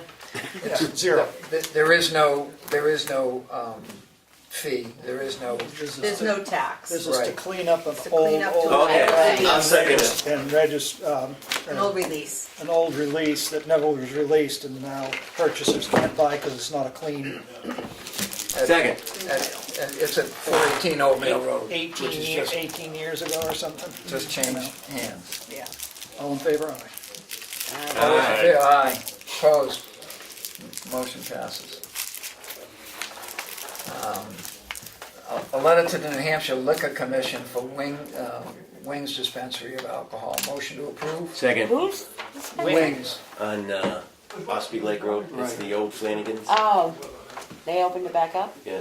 But they're, did they, You said the old Flanagans? Yeah. yeah, did they, not, Yeah, no, Sean. Flanagan's down on 41. Flinnigan's. Flanagan. Flanagan. Flanagans, I thought you said Flanagans. Did Is it his name they, Flanagan? Flynn. No, Flinnigan's. Flynn, I'm sorry, yeah, Did Flynn. did they have to resubmit, because we signed a liquor license for them a couple months ago. The liquor license was in the old restaurant name. Yeah, this is new owners. So do they have to get a new liquor license, or is that Yeah, what we're every time they approving? change- That's what we're every time. approving? Yeah, Okay, well, that's what I'm confused Yeah. about. I didn't know if they just changed the name, or we actually, All those in favor? Aye. Opposed? Motion that passes. wasn't in our folder. Veterans Committee. What? Appointments to the Veterans Committee It wasn't in our of folder. No. Daniel Poirier, Peg Poirier, Bruno Siniscalchi, close, and Annie Provenzano. I can say that because it ends in a vowel. Motion to appoint. Second? I am in favor only if we we got a husband-wife team there. There should be some grounds on how they participate with each other. They're getting along fine. Anyway, yes. If he's out of control, he doesn't get supper. What are you talking about? She's doing all the work. She'll bring him to yoga. Where do they want you to sign? That's always a How question. come I didn't sign this one? You did. I redid them. Oh. Motion to approve of all 4. Well, it's seconded. Yeah. All those in favor? Aye. Opposed? Abstaining? Me. On one What did you or do? 2. I signed it. 4 to 1. That's what Steve said. He signed it. I signed it. 401. And Willie. Gonna get that one. Becky, you wanted to make a motion to have, I want to make a motion to have Steve Gray sign as representative of the board on any document that requires single signature. I'll That's been second that. approved, that's been voted on and approved, because it's like the land things there, we're all trying to squeeze driveway permits, you're trying to They're right here, yeah. squeeze 100 names in there, there's no lines for 'em. So if, that's my motion. And I second But it. we vote on it, and then we give you permission to I sign. think intends to excavate and intends to cut need a majority of signatures. Well, that's Well, fine, they- those they that have do, but five I'm just lines, saying the that's fine. forms that require a single signature Oh, right. representation, I want the chairman to have that authority. A driveway permit, no, once approved by the, Once approved by the, Approved by Board of Selectmen. oh, look at that, approved by, They have to be voted on, I know, but they only Right. require a single signature. driveway You can't permit. sign. So, I Oh, will second Becky's, oh, you said it. Dan did, yeah. Dan did. So we just need to call it for a vote. So authorize Steve to sign System items. You might want to sign say one. this. Items voted by the, You can sign Annie's. items voted You by just the can't sign board, yours. One signature. requiring one signature. We have a driveway permit on, Chicago Lake Road, approved by the highway agent. That one we did, Road that one agent. we did. Motion to approve. Second. All those in favor? Alright. Aye. And it's signed. As long as it's not We have the room a one. driveway permit, 810 Bear Camp Highway at Mill Road, Mill Road. Motion to approve. Second. All those in favor? Aye. Alright. Aye. This is also approved by the road agent. We have a driveway permit on Silver Pine Lane, 120, oh no, that's her home address. And this is approved by the Is road that the agent. one you said was wrong? There was one of them that didn't give the, This is the one you had the note on. That had an address. residence views. See those addresses. To permission to This one? construct Yeah. or reconstruct driveway as They have approach one. adjoining blank road, blank feet from blank. What's on the other one? I mean, Score did Lake Road. Richard sign those? This, Did Richard sign yeah, he those? signed them, but there's no, this one even doesn't say what Oh, I road, thought you were what looking road at, I it's thought gonna you be were on. looking at this up here when you had that. So I can have him look at those Because again. this could be off a different road. I signed it on the, that's today, 'cause you told me I had to See what I'm sign saying? it Yeah. all back in here. Yeah. That one, I think, has. No, Mill Road. it Mill stipulates, Road. Yep. it stipulates what the road No, is. it doesn't right here. But it does here. Yeah, but- It's map, lot, and it's the road. So It's just a you can't, driveway. you can't put a driveway in off some other road that's around the corner from this. It's map 213, lot 043, and on Silver Pine Lane. All Additionally, right. there should be a schematic, and there is. That says it there. I mean, why do we have that line then? It's boilerplate. Because see, this one doesn't say it. 'Cause I'm right There's near a map joining right there though, roads. right? Yep. All those in favor of the driveway permit signed by I the just wish it would road say it agent in the spot it's supposed to say. off So Silver take that Pine spot Lane? out. Aye. Aye. Just cross Aye. it off. Oh, Yeah. thanks.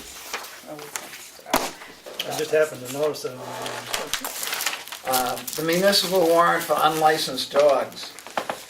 Boy, some people aren't gonna be very happy. None of us, but what's the fine? $30 to start with. Is it that much? I don't think it is. Yep. You know, this is lengthier than usual. Oh, much lengthier.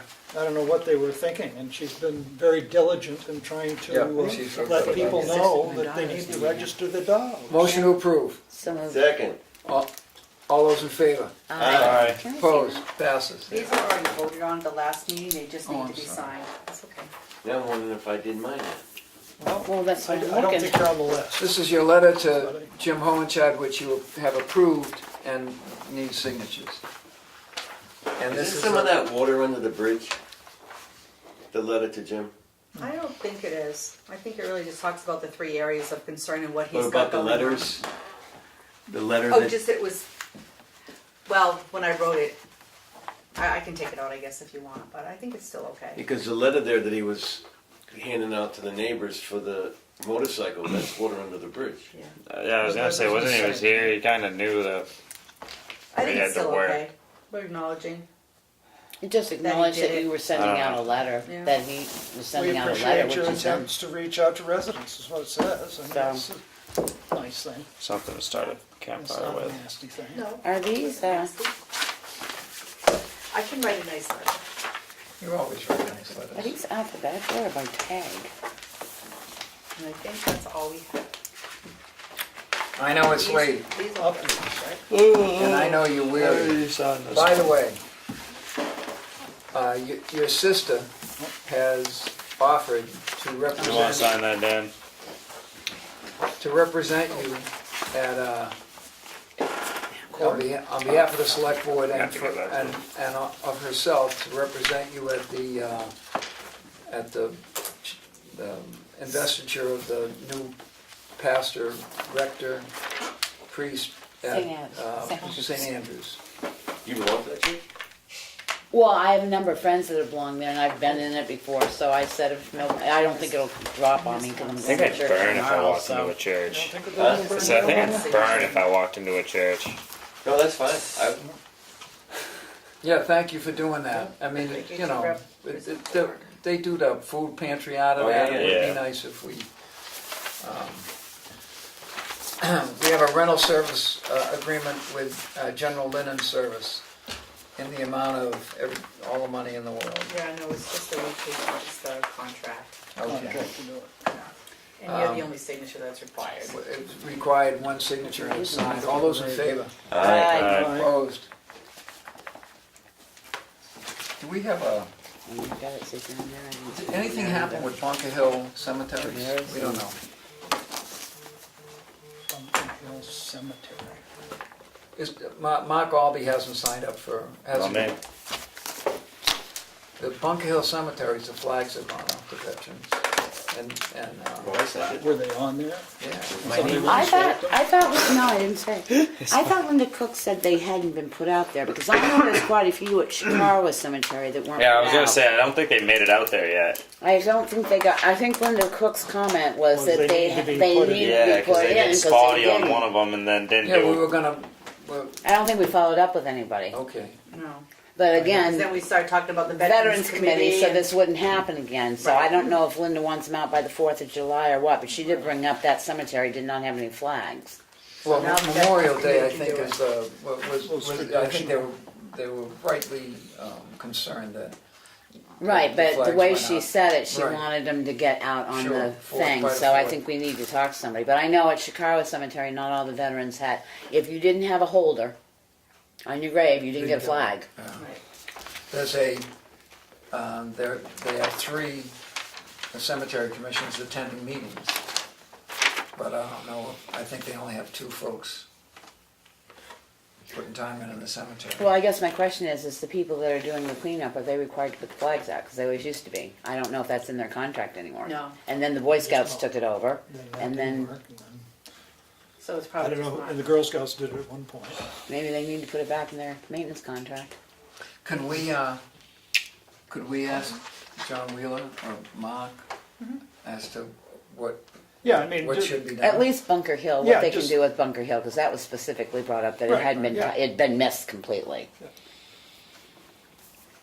I didn't see I must have done it. When are you coming home for supper? It's a blank check. You got a blank check? No, we're signing it. So I got a CIP proposal, and I got an Irene's Way proposal, and I got a empty stomach. We can work on the, I think I had CIP on the work session for next week. Great. Along with the master plan. Along with the master Great. plan, I think I've those got are a the 2 ton of things I mine, had, but I've CIP. got a few other things now. Okay, and can I just briefly give you my opinion of what we should do with Irene's Way? And I understand that what I want would not be okay with at least some of you folks. Number one, I think we should go tell McConkey, Kenurick, and Butler, and the senator that we would expect the lower house to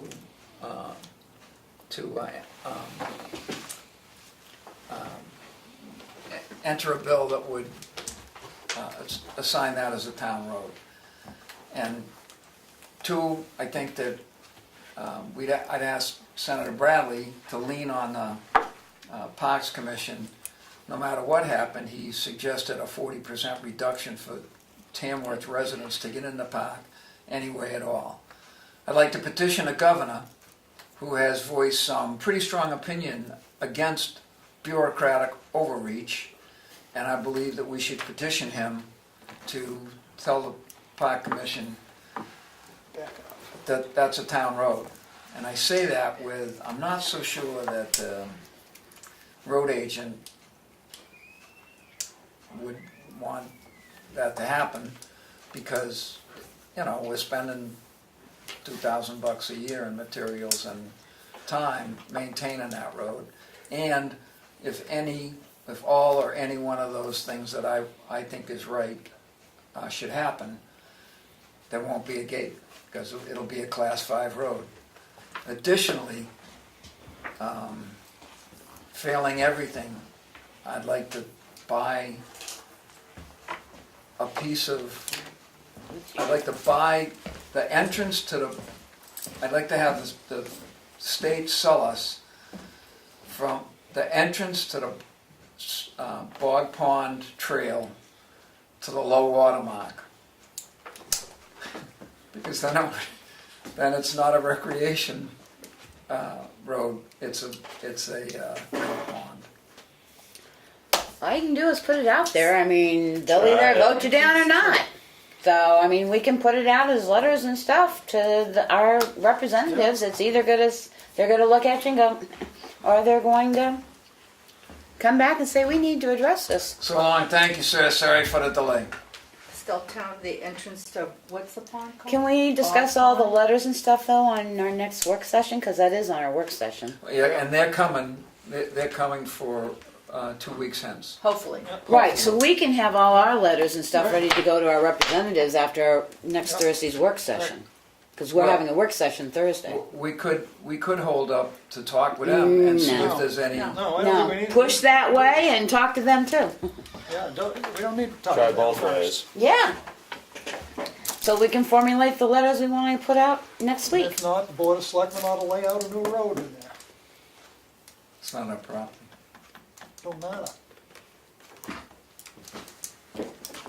I got a chainsaw. It may not matter whether it's our property or not. You lay out roads where you need to lay out a road. So there may have to be a road go from Depot over to Turkey Street Need a road. due to the increased traffic on Route 16 and the 4 lanes that they don't want to address. Lay out a road. Okay. Don't play that. So we'll work on those letters on.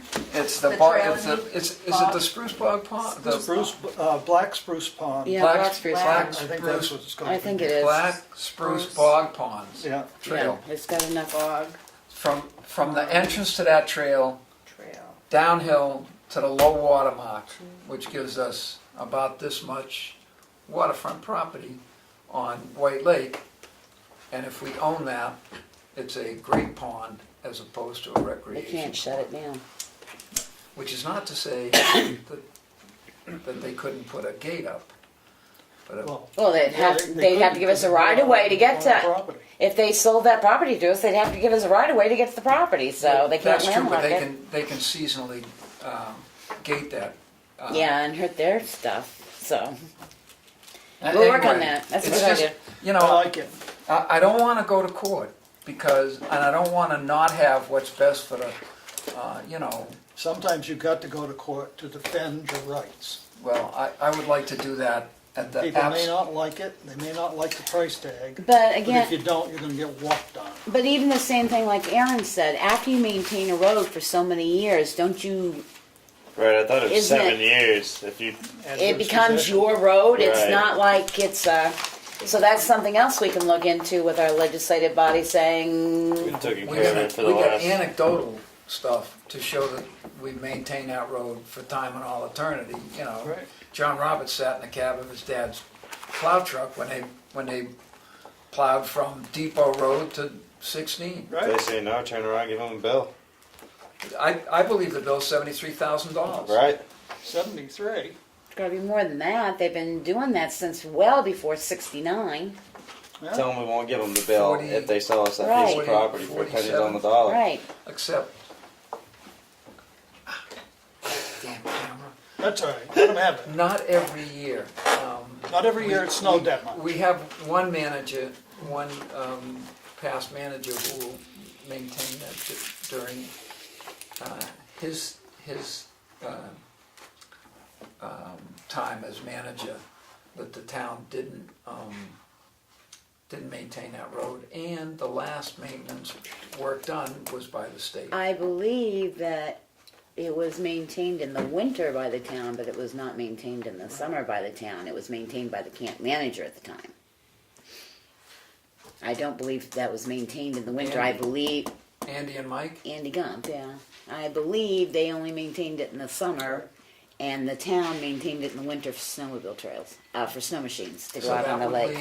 That would leave one of three people who would attest that that the town didn't maintain it in summer. And you probably know who that is. Mm-hmm. And I like the guy, you know, I like the person. I don't know. Was that your update? Oh, I'm sorry. Yeah, my update is, Was that? I didn't make it. Okay. I just wanted to let folks know what I'm gonna run off at the mouth. I got nothing. I went to the fire board's meeting the other night. Where's mine? How was that? It was interesting. They didn't let me participate, which was nice. I did ask for minutes. I was told they sent the previous minutes from the meeting they had the month before right off to you as soon as they approved them. Oh, I know about it. Well, So could that's you the check case. with their... Who sent it to me? Dana Littlefield said, I just sent off the minutes to Darlene, Becky. All right, I'll have to, no, I don't think so, but. I did All of ask... them? No, just this last meeting. I They didn't. still have- They're they going. have- They're they going have to, but that could take a little bit. You said something, you just did send me an email about they meet at 7:30 now, not 7? Correct. They've Change met the at. They've website? met at 7:30 since 2012, or before. That's all I could go back in their minutes. Because I had a panic. The CIP was supposed to meet with them that night, and he couldn't. But they are looking, and I'll talk to Jack. They do want to look at the money that got taken out to put back in for Chikarwa, because the municipal building has not really got any play with the Chikarwa fire station to replace the roof and the stuff like that. So Depends on where you put it. 2019. No, it depends on where you put The new fire I'm not going there, Well- please. But we can't let our buildings fall down while they decide all that stuff. It could be 10 years out the rate that that's going. So. 30. So I also asked about statistics, and I'm surprised he must have had calls tonight because It has been dry. I talked It's been wicked to dry. him today on something else, and he had a set of statistics he was going to give us year to date, and then he'll start doing monthly. Good. Does that include rescue? Yes. Yes. Great. And I'm going to the LRP, whatever thing. That dinner, Yeah. the 25th. Yeah, Me that's too. it for me. Did you guys get an email? Yeah, Like an during my RSVP. meeting tonight. I haven't. I will reach out to her. You know, I didn't get an email for the 19th for that Lakes Region Planning Commission. 25th. And there's another thing, Oh, that oh, okay. regionalization thing. I didn't get it for the. We didn't It's, get anything for the I 19th. didn't get I thought that any- was you. I didn't get anything I for the think- I 19th. I don't know what that is. They drop us off for too much trouble. I emailed the guy, but, you know, I will again. Darlene will get an email. On the 19th, right? I think it's the 19th, but maybe it's July 19th. Oh, is that the one that the guy from Albany was telling you about? No. No, Pat was saying something about it, but I think you're right. I thought it was in July, but June. Might be in June. I'm sure I can't find my note on my desk at home. So. LRPC for Willie. All right. And that's the guy in Waldenboro, in addition to Jeff. Is it Jeff? So that's Aaron, Becky. updates? Yeah, I got a few questions for you guys. I had a planning board work session yesterday, and we went through the whole master plan. I was so excited. So much fun. It was great. Great time. But they wanted me to ask you guys a couple questions on your thoughts. The first one is, what did I write down? Do you Mention have chapters that's fun? What chapter Yeah. did you guys do? Because all of them. Well, we've got You have chapter 1 chapter to discuss on Wednesday, and or I think three? some of the, 3. Three. I think We some went of those through, are like, in. everything. Well, you guys had to because everything. it was written by them, but If we're gonna just go, I'll just because chapter most. 3, I think, is what. most of it is all. I don't know. Is there anything on there about low cost for younger? Yes. And okay, so I guess we can talk about that one. The bicycle path Bicycles is on there. number 3. Yeah, so we took everything from here. So I guess if we're gonna, You guys are gonna go over the master plan anyway on Well, chapter Thursday. 3, I didn't go Chapter three. unless. hold on, I kind of. Aaron, what do they want us to do? They wanted to know your thoughts on a bicycle walkway path from Whittier to Tamworth Village. Great idea. A lot of their stuff, I like thought- I don't know where the money's coming from or anything like that, but Wasn't that for the longest time, Bolsey was, we Yeah, oh, put yeah. money aside at every town And then meeting? the state killed the program. told Oh, us we don't have any money they're for not that. gonna do it. All they wanna do was put down like Shikara, you know, with that hash mark stuff. Yeah. So kids could Yeah. ride their bikes without getting But clipped. didn't they say when they did the bridge this time they were going to widen that out for bikes? Yeah, I thought that, When they were here doing their presentation, I thought he said they were going to make it wider for bikes to go. The bridge. Oh no, I thought he said the. The deck of the bridge is gonna be wide. Well, no, he said the. Help me out here. The shoulders they were going to widen up so kids could go up through. Not the whole way. no, I don't think so. No. I think the, Yeah, the last time that they paved it, they said that they weren't gonna widen it, but they were gonna shorten narrow the lines. Right. right. But the road is fine from the Brett School to you get just to the old forest. Yep. And then you completely lose your shoulder. Right. And and then from there to the Four Corners, that's where it's the most dangerous. But he's talking Whittier Road. well, No, from the bridge. From the All the way bridge. up. Oh, Yeah. that's the Tamworth. So in other words, it encompasses both directions going to the school from 25 and Four Corners. Yeah, it would be great. I mean, that would be the. So they want our opinions about whether or not that should be done? Well, according Or- to the master plan, it says the select body will do it. Yeah, But maybe. that's a state road, so. Yeah. So you, Well, I mean, I think our response is that, yes, it's a great idea, and it was a plan to do that, but then the state backed out on the cost-sharing aspect of getting that done. So therefore. all right, good enough. Something I can just tell them. And then the other one was the thought on the low cost housing for youngers and elderly folks. We're not gonna have either. Like I said, that was also brought up at the library at their listening to when they had their listening sessions that people were talking about Yeah, I the mean, availability of apartments. Not the group I was in was older, so they were looking at older area people being able to Right. stay. I mean, we even got talking about the boarding house that used to be here in town that everybody sort of forgot it was here. We have some available apartments in the village and in town, but the rents Where? are. Are there any empties? You know, right after the Four Corners, there's. Yeah, there's apartment buildings, but I don't think there's any vacancies. I don't think I don't think there's any vacancies Oh, either. well, I haven't the- seen no, any like the vacancies. Duco places? Duco places, yeah. I think there's people there. I think he's full again. I think I they know are. he No was, kidding. but I think he's I was full gonna say, I again. saw kids playing in the little parking lot they got right there yesterday. I think you all should bring elderly in and have them live in your house. No. Misery You do a loves. good job. Yes, thank you. I'm getting there on my own. I like my mother-in-law, but You not better, that much. Will, you better build that small house a little bit bigger so you can move in. Yeah, everybody should have a 99-year-old living with them. God love them. I've done Well, it I mean, twice. obviously, you know, It'd be a great idea. It's just it's good, and there are certain areas in town, in the Tamworth village area, that could accommodate that type of buildings. It's where the resources come from that are going to develop it. You know, I can think of 2 parcels of land that would hook into the town water and septic. I can think of 2 buildings we've got in place now that could probably not that the town owns, but that are empty in the gym. And that was the idea, the socialization they could have by being in the center of town, going to the library, going to the Lyceum, going to the they outer said store. last night, a lot of people actually come to Tamworth just distillery? because you got No, the they free want a bar nurse. too. Oh, yeah. They didn't Because go to what? the distillery, they just The want a bar. Tamworth nurse. It's the best health center at the most affordable cost. Right. Which is frequently nothing. Oh, you Well, mean it's the not Tamworth free. visiting nurses? No, there, It's there not is free. there is some stuff she does free.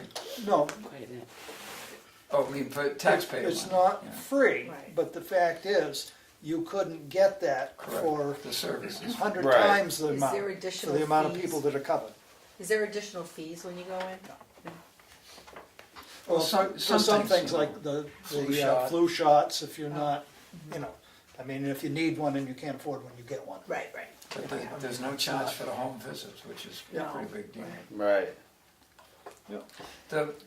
John Gotchen asked me to ask you a month ago,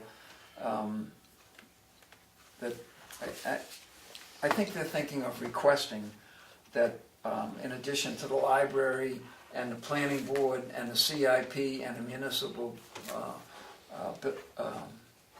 safety building and whatever I'm doing, that we also send a rep to the Chicago Village Association. I don't think that that's, although I believe we should pay attention to the villages, I don't think that would be a good idea to have one of us assigned to attend those meetings. They're a private entity. I mean, really talk about a private entity. I mean, they want us to Right. know something, they can come tell us. That's right. We don't send anybody to the, TVA. yes, we do. We have Well, a director on that, But but we're on that because Right. we have Right. municipal buildings around. Right. we don't send a rep, we send a rep to Cook Library, but not to, Because they're a private library. and not only that, but we have no input into their budget, nor do we raise funds for them. Right. Except, It's so, just like Union Hall, should we be sending Right. somebody to their committee? Yeah, because we don't do anything for them now. yeah. So, I I mean, have we don't an- even have a representative to the school board, and we do send a lot of money to the school board. So, I assume that folks would probably, yeah. Hey, what, oh, I'm sorry, you still talking? I haven't done my update. Oh, go, no, because I got something other than an update that I just wanted Okay, to ask. library trustees, and they are conducting a survey, and I wish I'd spoke to everybody here when they were here, that starts now and runs through July 6th, and it can be found on the tamworthlibrary.org or on the town's website with a great link on the town website. I could just hit it and it pops right up. It's good. And that runs through July 6th. And they've contracted with somebody to do the painting on the non-lead section of the library. And they're looking for somebody that's lead certified to do the other, and boy, nobody wants to touch it. Good luck. The library is collaborating with the school to make sure that students have access to books this summer, and they discussed their CIP, and Susan Ticers from the committee was there, and they're moving items forward around and getting better prices.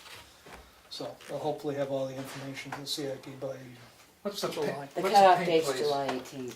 What's the paint place near the covered bridge over to Saco at Davis Park?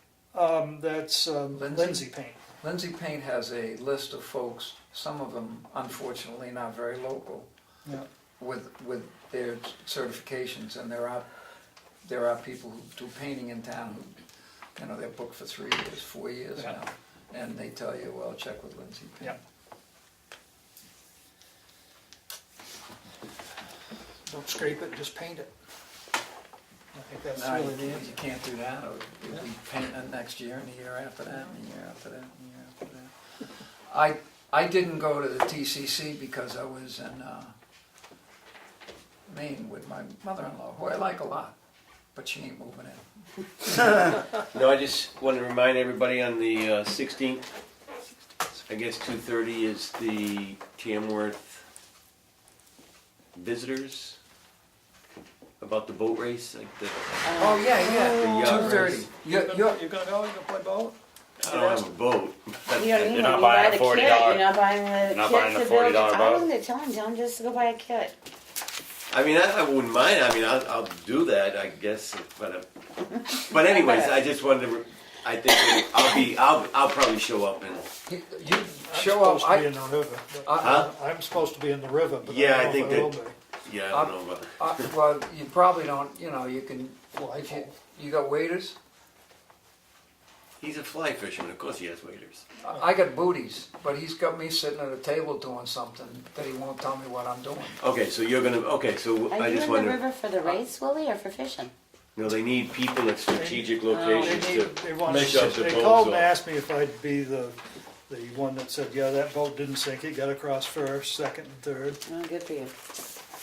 If they put, I'll have my booties in the thing. One of them is in not so good shape, but, you know, one water's warm not that foot cold. is better than nothing. And they don't, they'll Supposed to still be good want weather. Huh? Supposed to be good weather. Shouldn't be that. Yeah. No. Rock hoppers are going on Saturday. The so- Charlotte 25K. I'll Yeah, I see don't know there. what time it's kicking off, I think 2:30. 2:30? Yeah, 2:30. I think he told me to be there at 2 o'clock or Yeah. something. Just so you know as well, in this town on Saturday, there is the Chicago 25K being ran, so The Chikora Oh, yeah, 25K. yeah, I read Yeah. about that. Where's that? it's starting at, I don't know, they're going up Brook Trail, they gotta run up, touch the peak of the summit, run back down and stuff, and Who's doing that? Rock Hoppers, LLC. You know, that's, This is the second year they did it. They did it last year, but had very small people. But they've advertised it more, so Rock Hoppers have taken it on.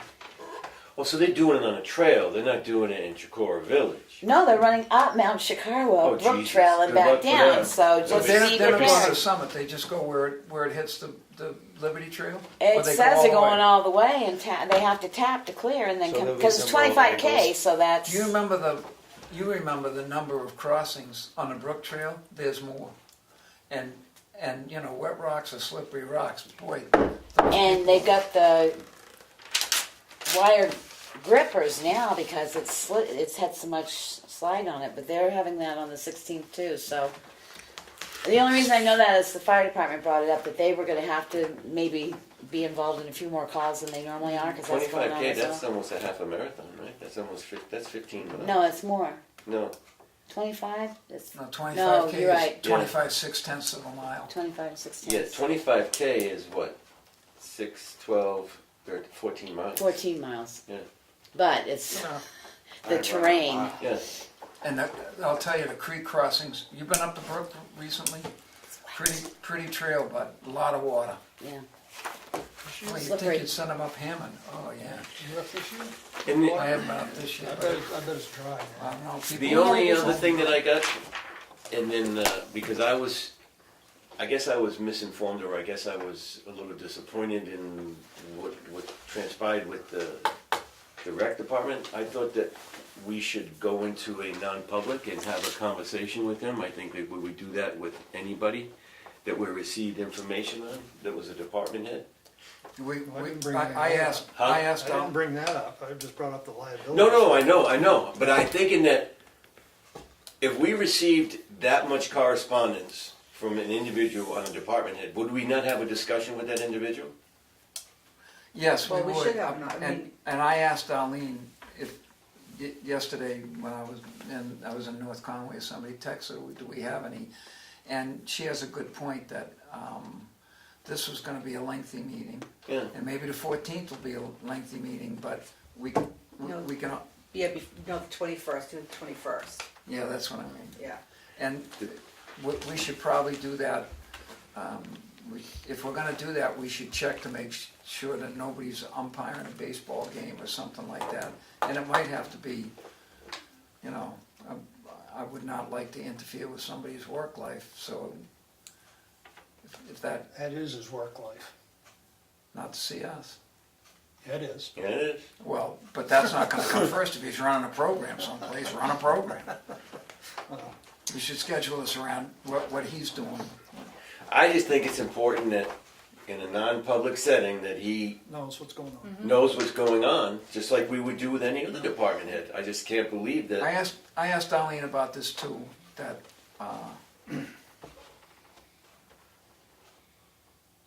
my inclination is not to lay the things on the table, but to summarize and say, look, we've got, or would you rather just, I No, believe I you think told we- me, you I think told we me could you didn't summarize- want him to right. see. I think we Right, can just summarize. summarize that we've Because they had, pretty much all say the same Yeah. thing. I would recommend that we don't discuss this much further. Right. right, Right at the moment. Right. Sure. but let's have a non-public on the 21st Sounds good to me. Yeah.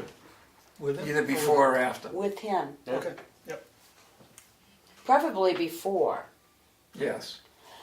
With enough notification, they should be able to rearrange their work schedule. Because as Dan says, ever since five of us got together, after is the next day, for crying out loud. Look at this. Well, if we get caught up, yeah, but we spent 40 minutes talking on 2 items But tonight. I really appreciate, folks, your patience with that. You know, this is incredibly important to these people.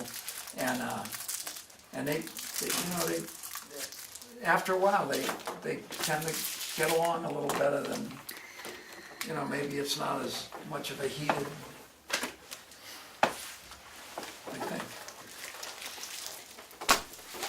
I make a motion to adjourn. Second! I was waiting for you. All those in favor? Aye. The Opposed? rest of it can go to the 14th. Make sure we signed that 7 minutes. Did you vote He against? did, I took him. Yeah, our He work did sign session. it. I mean, the 20th. Favor?